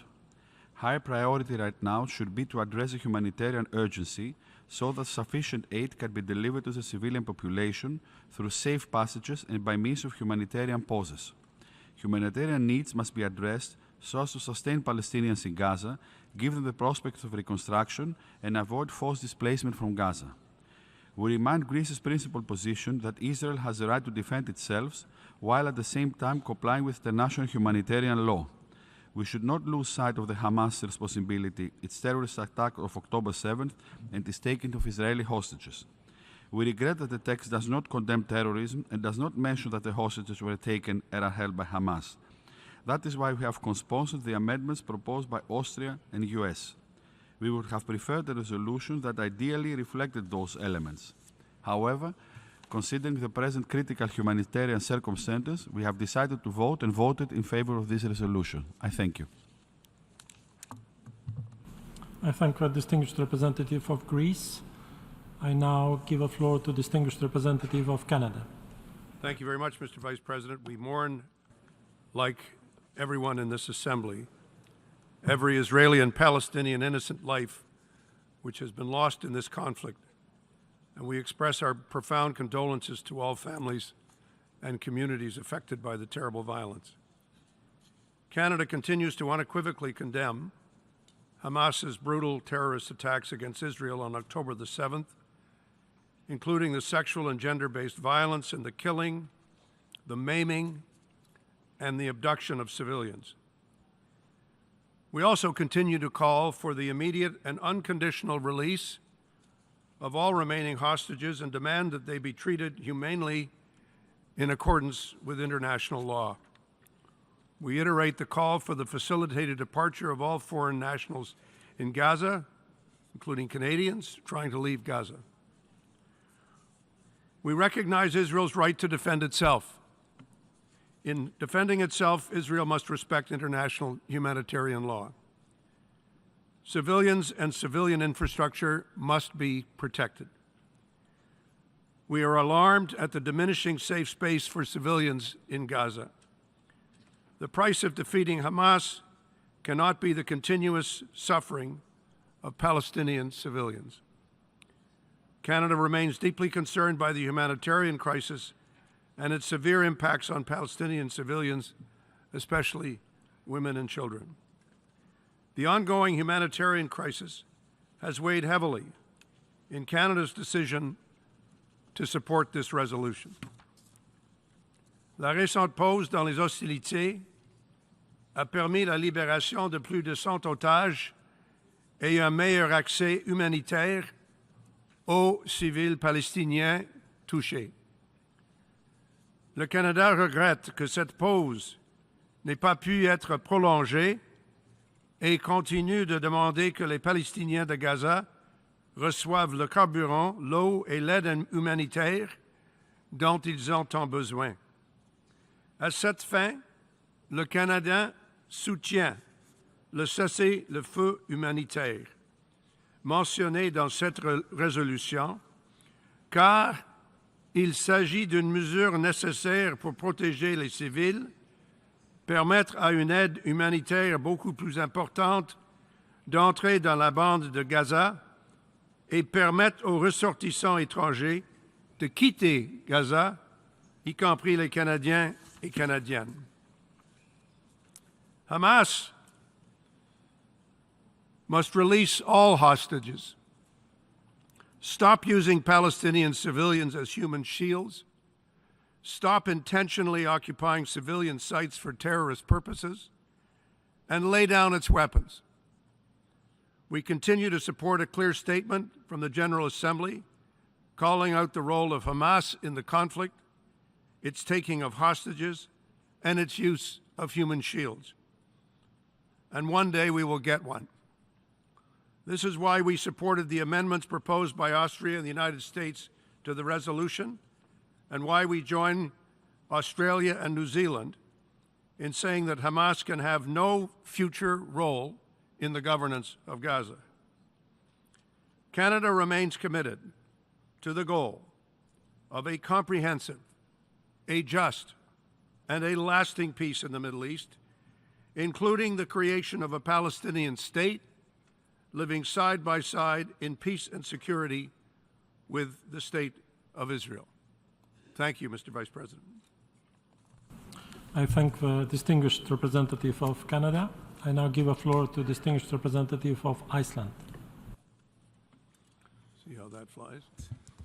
In light of the humanitarian catastrophe unfolding in Gaza, Iceland has chosen to co-sponsor and consequently vote in favor of the resolution presented by Egypt.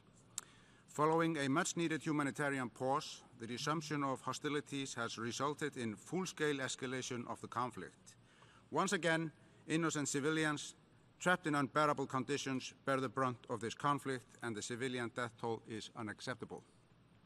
However, we regret that the two proposed amendments presented by Austria and the United States, acknowledging the brutal and indiscriminate terrorist attack by Hamas on 7th of October and their leading part in the taking of hostages, were not passed.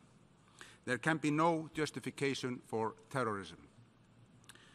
Recognizing Hamas's part in the ongoing conflict does not contradict our strong and urgent call for an immediate and sustained humanitarian ceasefire, full compliance with international law by all parties, protection of civilians, immediate release of hostages, and the timely and sufficient provision of humanitarian aid. Iceland supports the Secretary General's appeal for a decisive action by the Security Council, invoking Article 99, and was one of the 102 UN member states that co-sponsored the draft resolution last Friday. The ongoing impasse in the Security Council is deeply regrettable. We call on Council members to redouble their efforts to avert further escalation and a collapse of the humanitarian system in Gaza. Mr. President, we deplore the immense suffering and unacceptable civilian death toll. We are alarmed by the impact of mass evacuations of civilians in Gaza.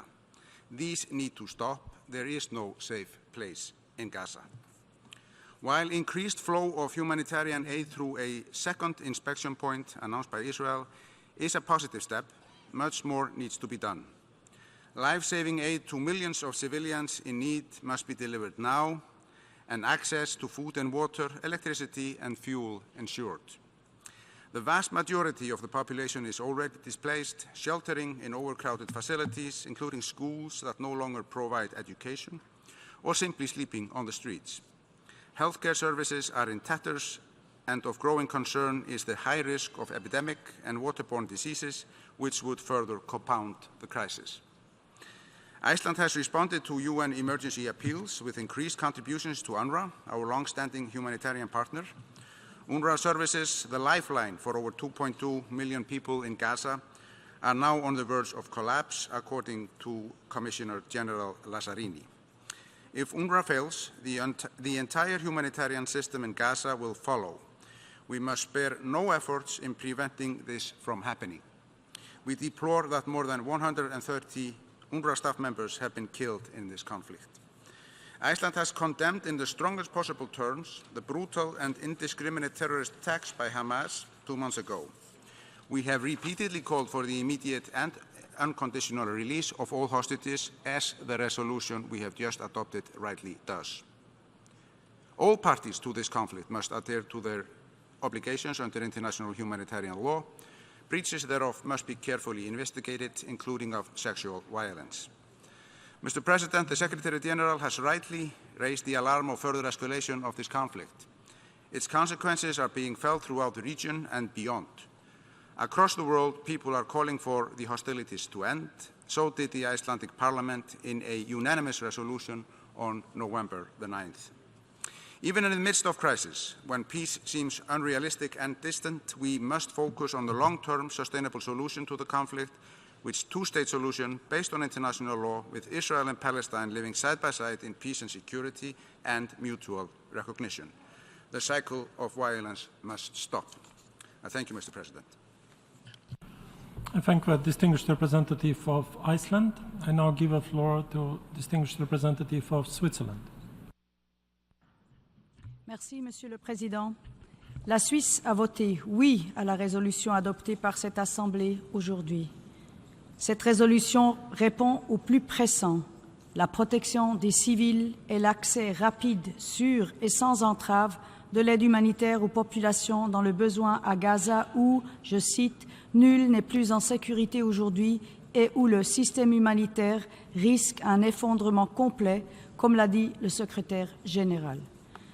La Suisse a soutenu cette résolution et demande sa mise en œuvre, sachant que le cessez-le-feu humanitaire est compris comme une pause humanitaire limitée dans le temps, sans porter préjudice au droit d'Israël d'assurer sa défense et sa sécurité.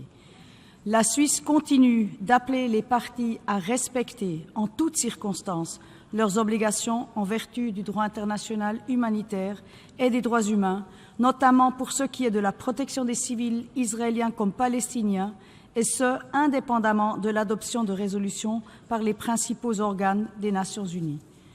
L'accès humanitaire à travers tous les points de passage possibles, ainsi que le respect des principes de proportionnalité, de distinction et de précaution dans la conduite des hostilités font partie de ces obligations.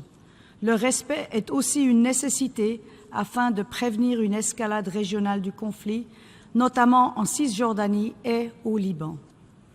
La Suisse a également voté oui aux amendements proposés par l'Autriche et les États-Unis et regrette qu'il n'ait pas été adopté. L'amendement autrichien aurait contribué à préciser que l'accès humanitaire doit être immédiat, ce qui correspond aux demandes répétées du secrétaire général et d'autres hauts représentants d'organisations humanitaires impartiales au vu de l'urgence humanitaire qui règne à Gaza. L'adoption de cet amendement aurait aussi permis de désigner clairement les parties responsables des prises d'otages, y compris le Hamas et d'autres groupes. Enfin, nous avons soutenu dès le 7 octobre une condamnation explicite des actes de terreur perpétrés par le Hamas et aurions préféré qu'elle soit incluse dans la résolution, comme le proposait l'amendement américain. Monsieur le Président, dans l'immédiat, la mise en place de cessez-le-feu à des fins humanitaires et la fourniture d'aide doivent urgemment sauver des vies et permettre aux acteurs et actrices humanitaires d'accomplir leur travail en toute sécurité. Mais ces mesures ne sauraient être des fins en soi. La Suisse continuera de s'engager en vue d'une solution politique au conflit, conformément au droit international. Je vous remercie. I thank the distinguished representative of Switzerland. I now give the floor to distinguished representative of Philippines. Thank you, Mr. President. Mr. President, while we condemn the October 7 terrorist attacks perpetrated by Hamas, the Philippines emphasizes adherence to international humanitarian law, especially the principles of proportionality and distinction in response to security threats. It is imperative that any military action consider the impact on civilians and strives to minimize, if not eliminate, collateral damage. We are deeply concerned about the humanitarian situation in Gaza. The Philippines believes strongly that a humanitarian ceasefire is crucial to halt the loss of life and suffering. This ceasefire is a necessary step to facilitate the delivery of urgent humanitarian aid to all affected civilians, irrespective of their affiliation. We call on all parties to comply with their obligations under international law, particularly regarding the protection of civilians, especially women and children. Upholding these laws is essential in ensuring the safety and dignity of all individuals affected by this conflict.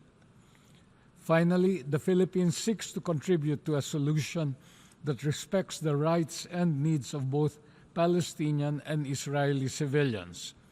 We advocate for a peaceful resolution that upholds international law and leads to lasting peace and security in the region. Thank you, Mr. President. I thank the distinguished representative of Philippines. I now give the floor to distinguished representative of Sri Lanka. Mr. President, Sri Lanka condemns terrorism in all its forms and manifestations. Similarly, we have condemned the attacks that took place on 7th October. However, the thrust of Resolution L27 just adopted, and which Sri Lanka co-sponsored, is entitled Protection of Civilians and Upholding Legal and Humanitarian Obligations. It focuses on the UN Secretary General's call invoking Article 99 of the UN Charter, the letter of 7 December by the head of UNRWA. It expresses concern at the humanitarian situation in Gaza, emphasizes the need for the protection of civilians, both Israeli and Palestinian, calls upon all parties to exercise maximum restraint, demands an immediate ceasefire, the unconditional release of hostages held by all parties, and reiterates the demand for all parties to comply with their obligations under humanitarian law. The resolution L27 does not seek to condemn any party to the conflict or seek to apportion blame on any party. The amendments L28 presented by Austria and L29 presented by the USA seek to apportion blame only on one party. The adoption of either would have diverted the focus of the resolution and made it manifestly imbalanced. Sri Lanka therefore voted against both amendments. Thank you. I thank distinguished representative of Sri Lanka. I now give the floor to distinguished representative of Portugal. Thank you, Mr. President. We welcome the General Assembly resolution adopted today. While deeply disappointed that the use of veto has hindered the Security Council, we must remain seized of the urgency of the situation and continue to press for an immediate humanitarian ceasefire. Today, the General Assembly took a clear stance in demanding full respect for international humanitarian law and the protection of civilian populations, in demanding the unconditional and immediate release of hostages and the ensuring of unhindered and sustained humanitarian aid. We sincerely hope that these calls, echoing the ones timely made by the Secretary General of the United Nations and other representatives of the UN system, will be heeded. The situation on the ground in the Gaza Strip is unbearable, with a mounting number of casualties, many, far too many of them, women and children, and huge numbers of displaced people. The fighting must be halted. It also remains crucial to avoid the spread of the conflict to the West Bank and beyond by accident or calculated action. We encourage the continuation of regional and international efforts, both in multilateral and bilateral spheres, to prevent a spillover. We need to return to the diplomatic track breaking this cycle of violence and extremism. It is our collective responsibility to address the structural drivers of this conflict. This will require a renewed involvement of all relevant actors and a determined effort to implement the United Nations Security Council resolutions on the matter and set a clear and solid path to a Palestinian state, fulfilling the two-state solution. Mr. President, once again, Portugal reiterates its unequivocal condemnation of the heinous terrorist attacks by Hamas on October the 7th. Terrorism in all its forms should be condemned. For this reason, we supported the amendments presented today as they aimed at that purpose without compromising the message that was strongly supported regarding the situation in Gaza. Gaza needs a swift, unhindered, and scaled-up response. Gaza needs all parts to comply by their obligations under international law, including international humanitarian law and human rights. Gaza needs a humanitarian ceasefire, as this resolution makes clear. Thank you. I thank the distinguished representative of Portugal. I now give the floor to distinguished representative of Hungary. Thank you, Mr. President. We are here today to discuss the dire humanitarian situation in Gaza, ignited by the horrendous and brutal acts of terrorism committed by Hamas on 7 October. Hungary condemns these brutal and barbaric attacks in the strongest possible terms, and we would have hoped for the General Assembly to do accordingly after 2 months of silence on this issue. We find it unacceptable that today's resolution once again failed to condemn the barbaric attacks that have led to today's events, including continuous indiscriminate rocket attacks against Israeli civilians. We also condemn the use of Palestinian civilians, civilian infrastructure, and hospitals as human shields by Hamas. These acts are flagrant violations of international humanitarian law. In face of such violent terrorist attacks, Hungary strongly emphasizes Israel's inherent right to defend itself in accordance with international law and international humanitarian law. All parties must uphold and respect their obligations under international humanitarian law. All civilian life matters equally. In this vein, we recall the resolution adopted by the Security Council calling for urgent and extended humanitarian pauses and corridors throughout the Gaza Strip, and recalling all parties' obligation to act in compliance with international humanitarian law, notably with regard to the protection of civilians, especially children. We welcome that finally 2 months after 7 October attacks, the General Assembly is now calling for the release of the hostages held by Hamas. We once again call on Hamas and other terrorist groups within Gaza to release all remaining hostages immediately and without precondition, cease hostilities, and spare all civilians from further suffering. We recall that there are Hungarian citizens who are also being held hostage by the terrorists. It is crucial that the ICRC is granted access to the hostages, and thereby humanitarian assistance and medical support reaches those held in captivity as well. Taking hostages is a grave violation of international humanitarian law. Mr. President, immediate, safe, sustainable, and unhindered delivery of humanitarian aid is required through all necessary measures, including humanitarian corridors and pauses for humanitarian needs. Food, water, medical care, fuel, and shelter should be able to reach the most vulnerable, whilst ensuring that such aid is not abused by terrorist organizations. The hostilities are severely impacting hospitals and taking a horrific toll on medical and humanitarian staff, including United Nations personnel. Their safety and security must also be ensured. We must utilize our collective efforts, capabilities, and engagement in order to avoid a spillover to the region, as it would have even more devastating humanitarian consequences. Mr. President, there are the reasons why we supported the amendments submitted by Austria and the United States, and these are the exact same reasons why we couldn't support the resolution. I thank you. I thank the distinguished representative of Hungary. I now give the floor to distinguished representative of Republic of Moldova. Thank you, Mr. President. Mr. President, the Republic of Moldova voted in favor of the draft resolution L27 entitled Protection of Civilians and Upholding Legal and Humanitarian Obligations. My country has joined other UN member states in strongly condemning the Hamas brutal and terrorist attack against Israel on 7th of October, since there is no justification for terror.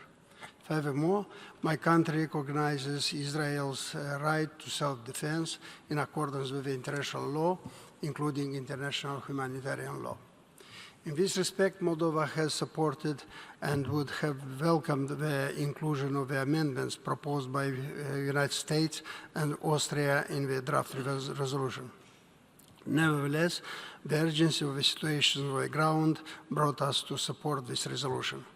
We deeply sympathize with all the innocent victims, Israeli, Palestinians, citizens from many other countries, as well as the UN staff members. Palestinian and Israeli civilians population must be protected. All hostages held by Hamas and other groups must be released immediately and unconditionally. Full and unimpeded access to humanitarian assistance must be provided throughout Gaza. Likewise, safe passage must be assured to all those who wish to leave Gaza. Thank you, Mr. President. I thank the distinguished representative of Republic of Moldova. I now give the floor to distinguished representative of Liechtenstein.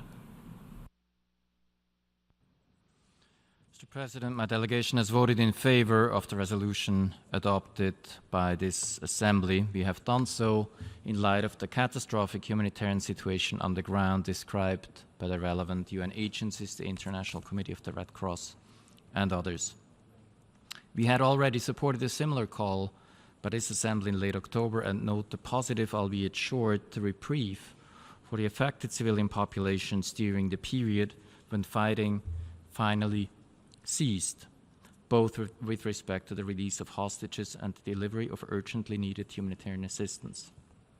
The situation today is even more distressing, and we are therefore supportive of a humanitarian ceasefire as called for by the Secretary General, which was unfortunately blocked by the use of the veto last Friday in the Security Council.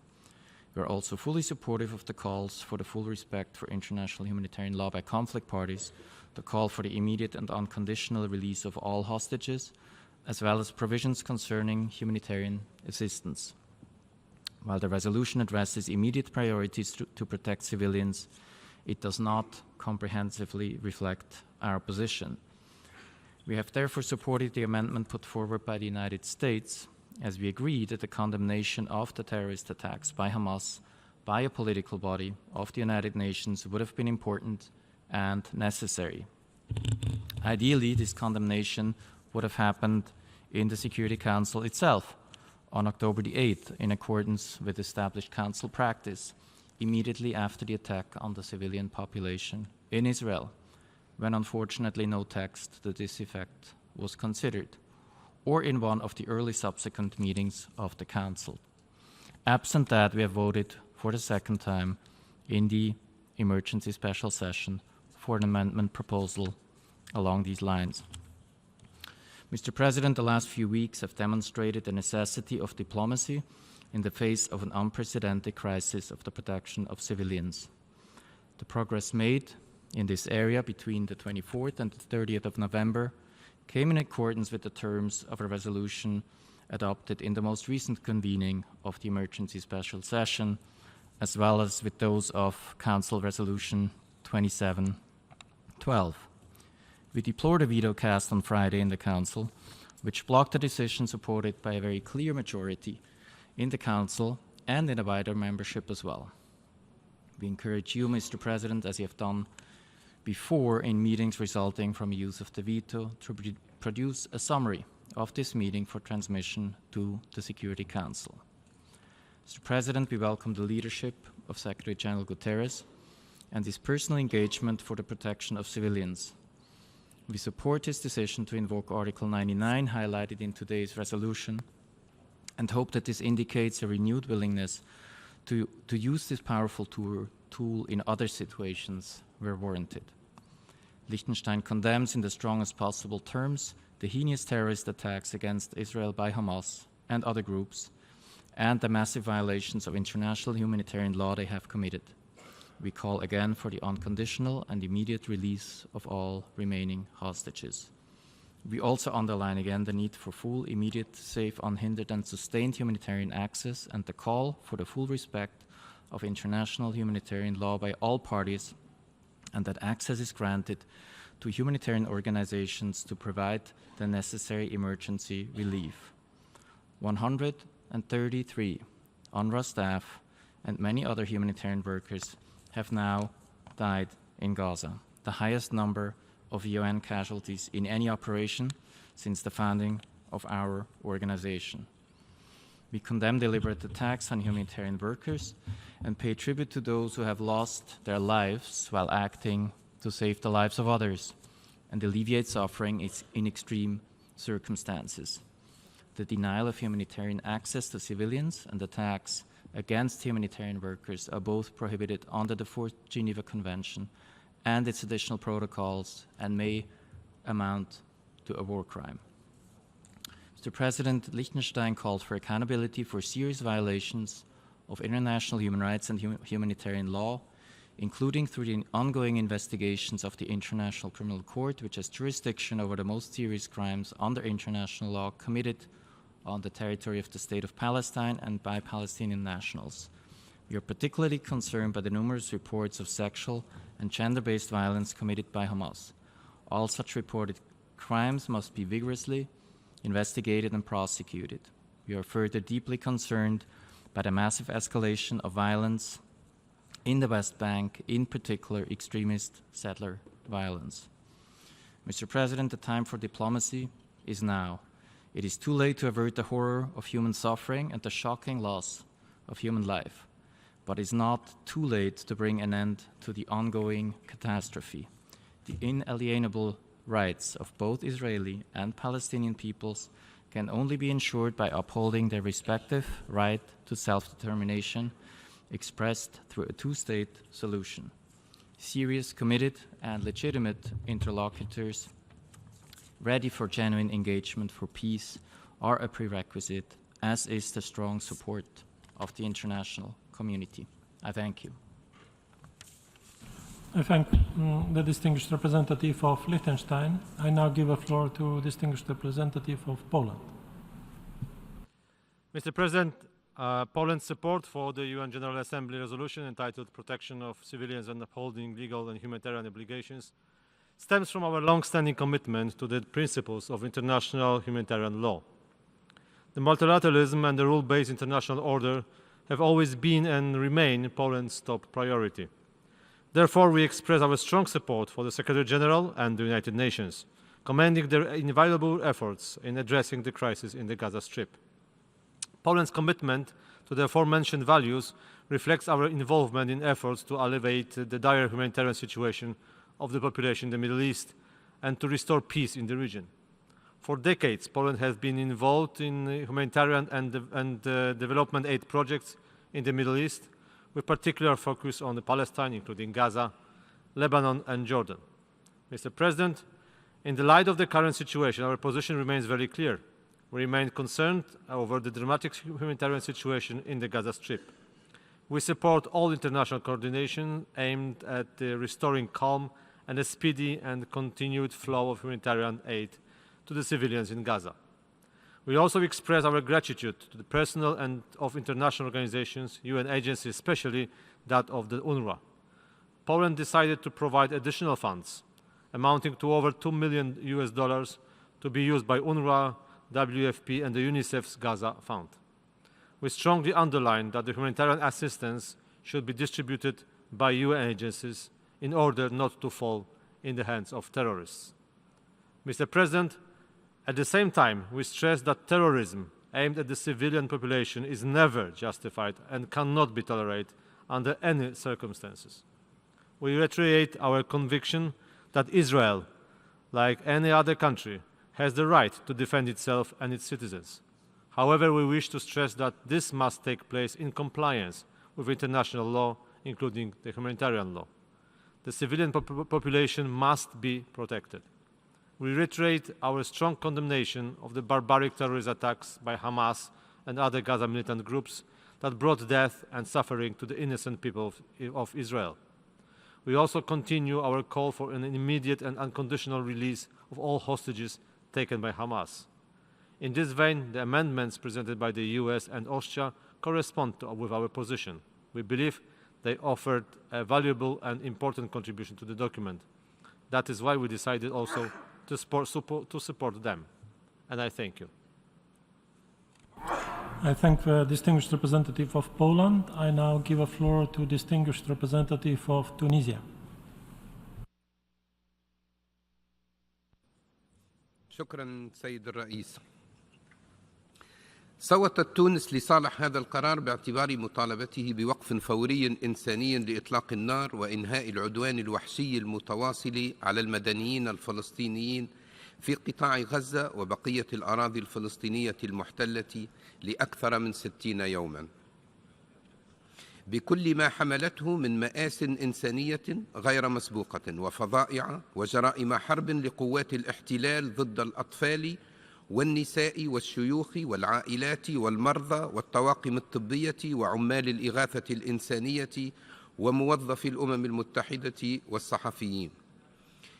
كنا نتمنى أن يتم اعتماد هذا القرار في مجلس الأمن الذي أثبت مرة أخرى ارتهانه للحسابات السياسية وعجزه الواضح عن تحمل مسؤولياته القانونية والأخلاقية وترميم مصداقيته وصورته.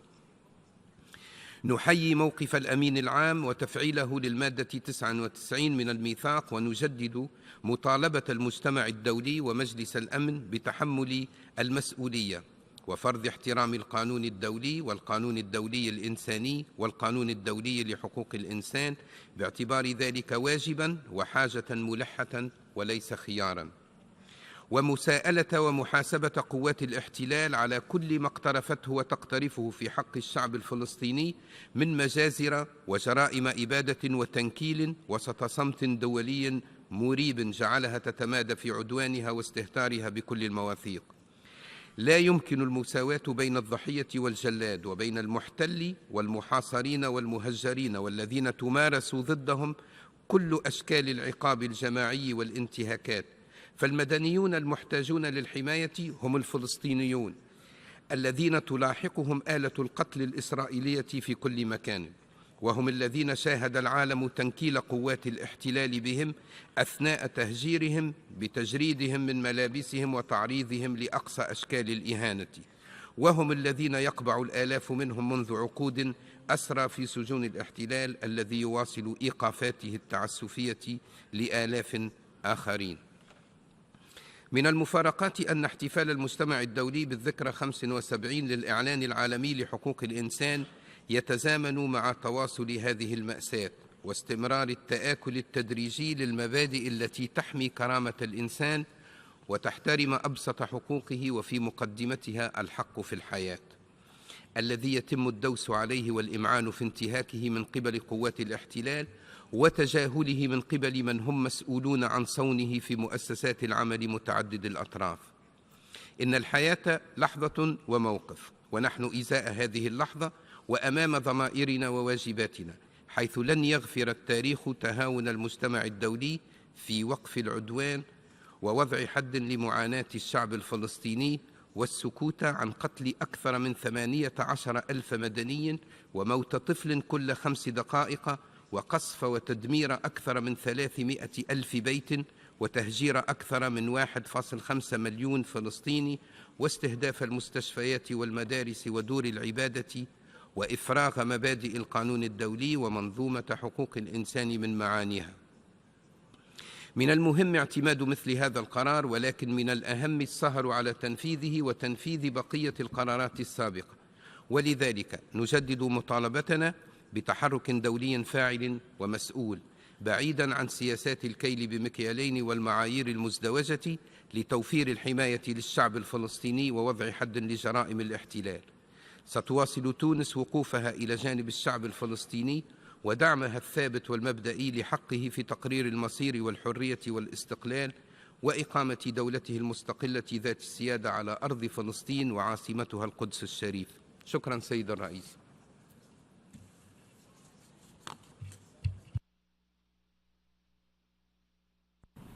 I thank the distinguished representative of Tunisia. I now give the floor to distinguished representative of Ghana.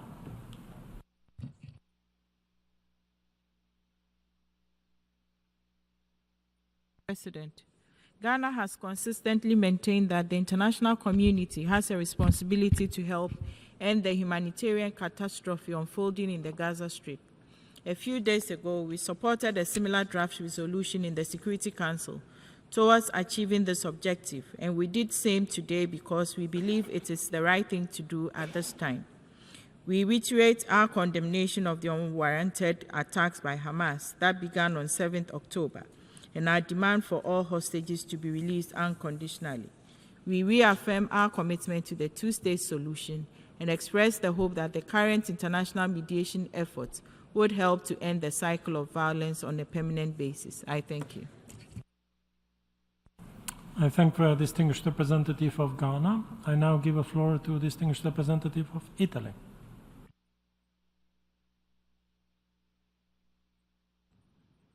Mr. President, let me first thank the President of the General Assembly, Francis, for promptly convening and chairing this emergency special session. Let me begin by joining the other delegations in acknowledging the tireless efforts of the United Nations and all humanitarian partners on the ground who are delivering assistance under extreme conditions. Turning to today's proceedings, Italy abstained on the resolution protecting of civilians and upholding legal and humanitarian obligations just adopted and promoted by Egypt, whom we would like to wholeheartedly thank. Italy is deeply concerned for the humanitarian emergency in Gaza and is working bilaterally and with our international and regional friends and partners to alleviate the suffering of civilians, because in this conflict the most vulnerable ones, children, women and elderly, are those who are paying the highest toll. Italy is helping to treat injured Palestinians and also children in partnership with the UAE. We provided extra assistance to Palestinians through the United Nations agencies. We are in close contacts with our close Arab friends and partners in the region to explore ways to achieve a sustainable peace and stability in the region. In this vein, we would support initiatives aimed at de-escalation, including humanitarian pauses, to facilitate the delivery of humanitarian assistance, the protection of civilians, and the liberation of all hostages. We decided, however, to abstain because there are many elements that are still missing from the resolution, and namely the unequivocal condemnation of the brutal, indiscriminate terrorist attacks by Hamas against innocent civilians on October 7th. We have already reiterated our outright condemnation several times. We would have hoped to see it incorporated in the text just adopted, and we reaffirm again today, hoping that the time when this Assembly and the Security Council could finally deplore such atrocious crimes and recognize Hamas' sole responsibility for the brutal attack of October 7th is near. For those reasons, we voted in favor of the amendments proposed by the United States and Austria. There is no justification for terror, and there should be accountability for the 7th of October crimes. Let me recall on this the initiative that Italy, together with France and Germany, has recently launched in the EU, asking for additional individual sanctions against Hamas supporters. In face of such terrorist threat, Italy recognizes the legitimate right of self-defense of Israel.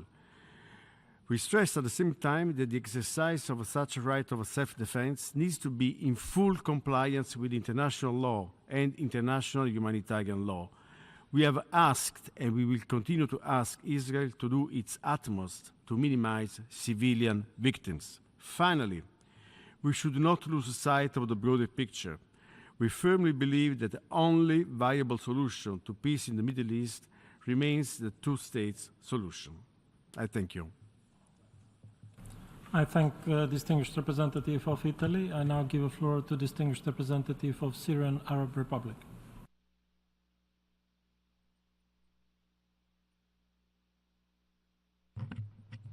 شكرا السيد الرئيس. لقد صوتت بلادي لصالح القرار الذي اعتمدته الجمعية العامة قبل قليل لكونه يمثل تعبيرا صادقا عن ضمير العالم والإنسانية، ويطالب بإيقاف فوري للعدوان الوحشي على الشعب الفلسطيني الشقيق. ويجدد وفدي تحفظه على بعض الصياغات الواردة فيه التي قد يفهم منها المساواة بين المحتل الإسرائيلي والشعب الفلسطيني الرازح تحت الاحتلال، بين الجلاد والضحية.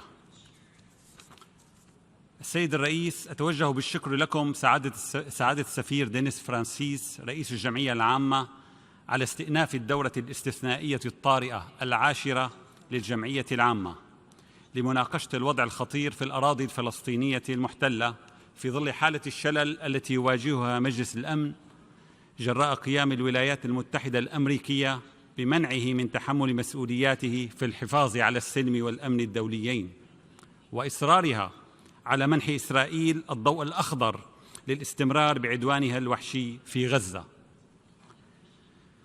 كما نشيد بالخطوة الشجاعة للسيد أنطونيو غوتيريش الأمين العام للأمم المتحدة واطلاعه بمسؤولياته بالرغم من الحملات الشرسة التي يتعرض لها، وذلك من خلال تنبيهه مجلس الأمن بموجب المادة 99 من الميثاق إلى أن ما يجري في قطاع غزة هو مسألة تهدد السلم والأمن الدوليين.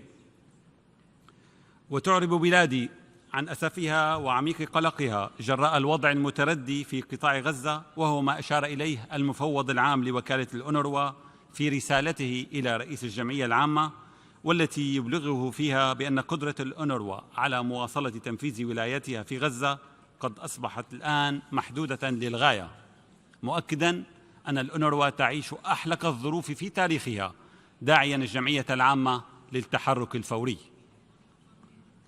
السيد الرئيس، نستأنف هذه الدورة اليوم وللمرة الثانية خلال أقل من شهرين لتدارك إصرار الولايات المتحدة وبعض الدول الغربية على تصفية القضية الفلسطينية وقتل أطفال فلسطين دعماً للكيان الإسرائيلي الذي يقوم بحملة إبادة غير مسبوقة راح ضحيتها حتى الآن أكثر من 18,000 شهيد، أغلبهم من النساء والأطفال، وذلك في حملة همجية لم توفر فيها إسرائيل حتى الصحفيين والموظفين الأمميين، فضلاً عن إمعانها بتدمير البنية التحتية والاستمرار في حصارها اللا إنساني لقطاع غزة ومنع إيصال المساعدات الإنسانية واستخدام الأسلحة المحرمة دولياً بما في ذلك القنابل الفسفورية الحارقة والتهديد باستخدام القنبلة الذرية واتباع سياسة الدمار الشامل، مرتكبة بذلك مختلف صنوف جرائم الحرب وجرائم ضد الإنسانية والتطهير العرقي والإبادة الجماعية، ضاربة بعرض الحائط كافة القوانين الدولية والمبادئ الإنسانية. على الجميع أن يدرك أن ما يجري اليوم في الأراضي الفلسطينية المحتلة لم يبدأ في 7 من تشرين الأول، وإنما بدأ قبل عقود طويلة جراء الإنكار الإسرائيلي المستمر لحق الشعب الفلسطيني في إقامة دولته المستقلة وعاصمتها القدس، وما رافق ذلك من استمرار للاحتلال وإمعان في الممارسات العدوانية منذ العام 1948. إن استخدام الولايات المتحدة الأمريكية للفيتو مجدداً في مجلس الأمن ووقوفها ضد إرادة الغالبية العظمى من أعضاء المجلس وإسقاطها لمشروع قرار لم يكن الهدف منه إلا وقف إطلاق نار إنساني يشكل إهانة مخزية للمعايير الإنسانية ويكشف أكذوبة الحرص على أرواح المدنيين، ويثبت بما لا يدع مجالا للشك أن واشنطن ودولا غربية أخرى تخوض الحرب في قطاع غزة إلى جانب الاحتلال الإسرائيلي بهدف وحيد، هو إفناء الشعب الفلسطيني وإقامة ما يسمى بإسرائيل الكبرى على إشلاء أطفال فلسطين ونسائها بعد تدمير منازلهم وإرثهم الحضاري.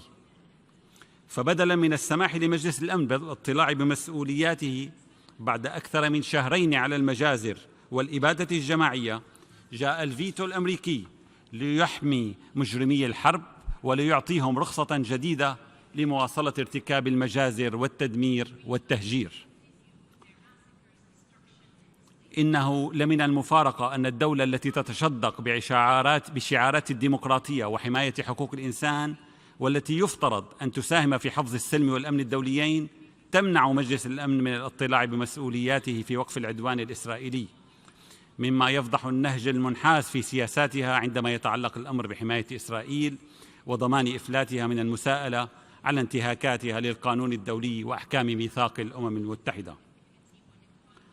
لقد شهدنا جميعا كيف أن فشل مجلس الأمن مرات عدة قد شجع إسرائيل بعد أن أنهت الهدنة على التمادي بإجرامها الممنهج دون أدنى رادع بذريعة حقها المزعوم في الدفاع عن النفس، في الوقت الذي تتباكى فيه بعض الدول الغربية على قيم الإنسانية في مناطق أخرى من العالم في صورة صارخة للنفاق الدولي والازدواجية التعاطي مع قيم الحق والعدل وفق مصالح الدول الغربية الكبرى. وأقول لهذه الدول وهي تعرف نفسها: لن نصدقكم مرة أخرى. السيد الرئيس،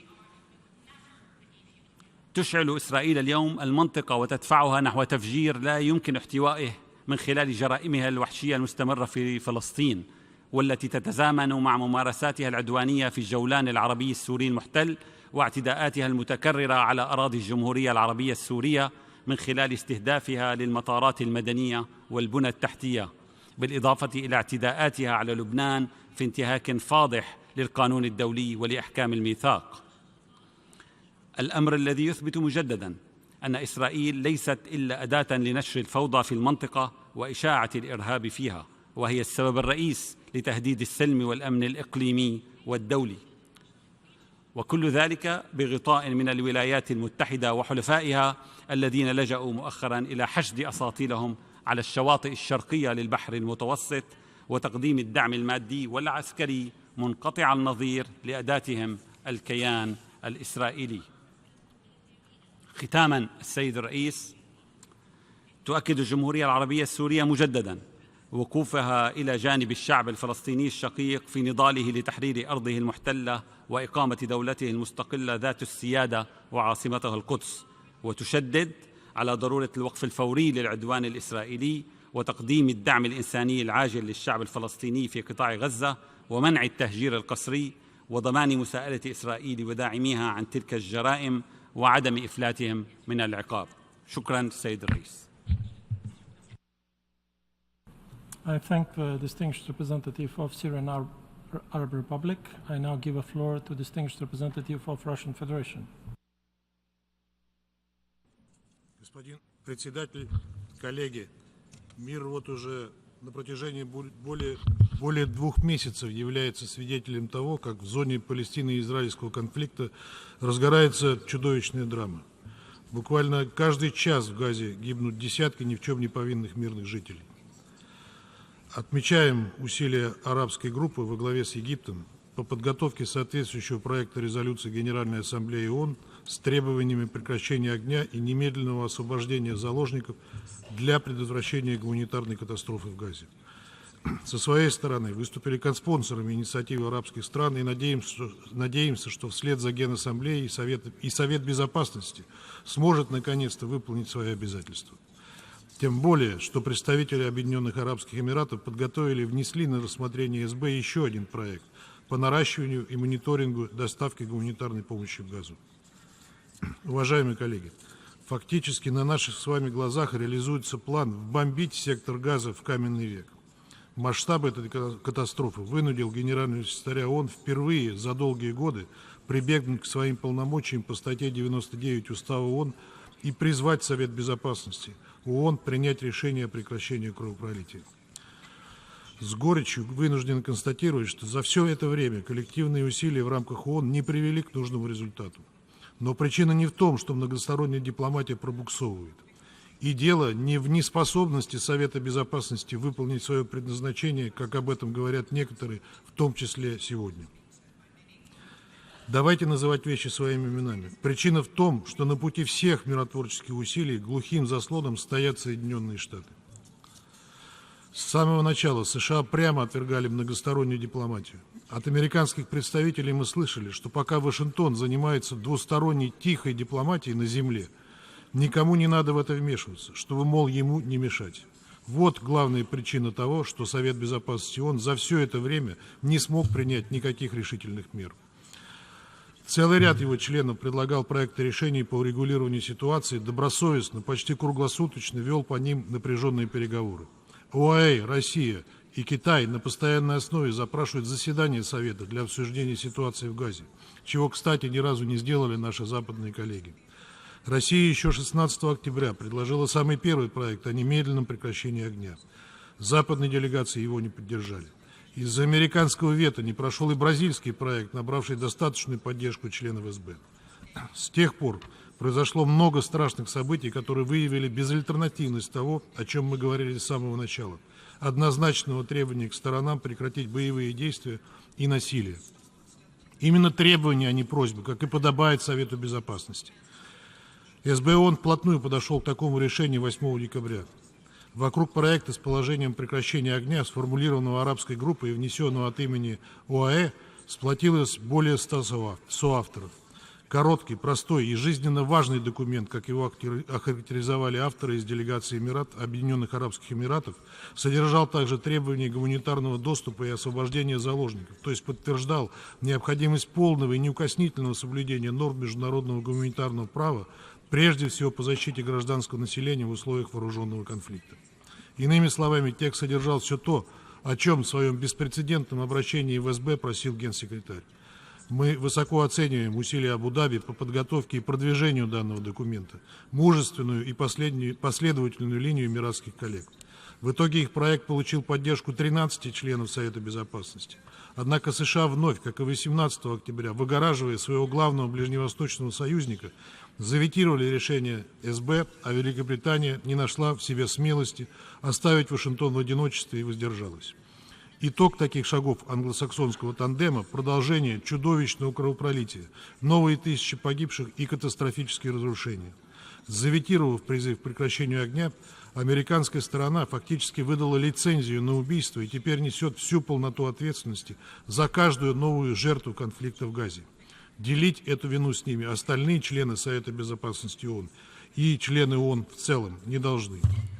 Уважаемые коллеги, я только что вернулся из поездки ряда членов Совета Безопасности и новых членов СБ на контрольно-пропускной пункт Рафах, организованный ОАЭ и Египтом. Там мы имели возможность пообщаться с местными властями, сотрудниками египетского и палестинского Красного полумесяца, представителями БАПОР и страновой команды ООН, НПО, посетить госпиталь в Эль-Арише и пообщаться по видеосвязи с сотрудниками полевого госпиталя Объединенных Арабских Эмиратов в Газе, побывать на опреснительной станции, построенной Эмиратами на границе с сектором, ну и, естественно, посетить КПП «Рафах». Эта поездка позволила нам лучше представить, что происходит в анклаве. Покалеченные дети в больнице, мать с ампутированными конечностями, потерявшая всю семью, но родившая ребенка, сотни готовых к отправке грузовиков с гумпомощью, которые ждут многочисленных проверок в Египте, Израиле, а потом снова в Египте, а потом по каплям пропускаются в Газу. В секторе ужасающая гуманитарная катастрофа, и с каждым днем та становится все хуже. Хотя представить, что может быть хуже того, что сейчас, невозможно. Ото всех наших собеседников мы слышали только одно – необходимо прекращение огня, необходимо остановить эту бойню. Мне на память приходит блокада Ленинграда нацистами во время Второй мировой войны, которая длилась почти 900 дней и унесла в результате бомбардировок и голода жизни более чем 1 миллиона ленинградцев. Неужели Газе уготована такая же судьба? Невозможно себе представить, что это происходит в наше время. Благодарю вас. I thank the distinguished representative of Russian Federation. We have heard the last speaker in explanation of vote after the vote for this meeting. We shall hear the remaining speakers in explanation of vote after the vote on Friday, 15th of December at 3 p.m. in this hall, to be followed by the resumption of a debate on agenda item 5. The meeting is adjourned. Thank you.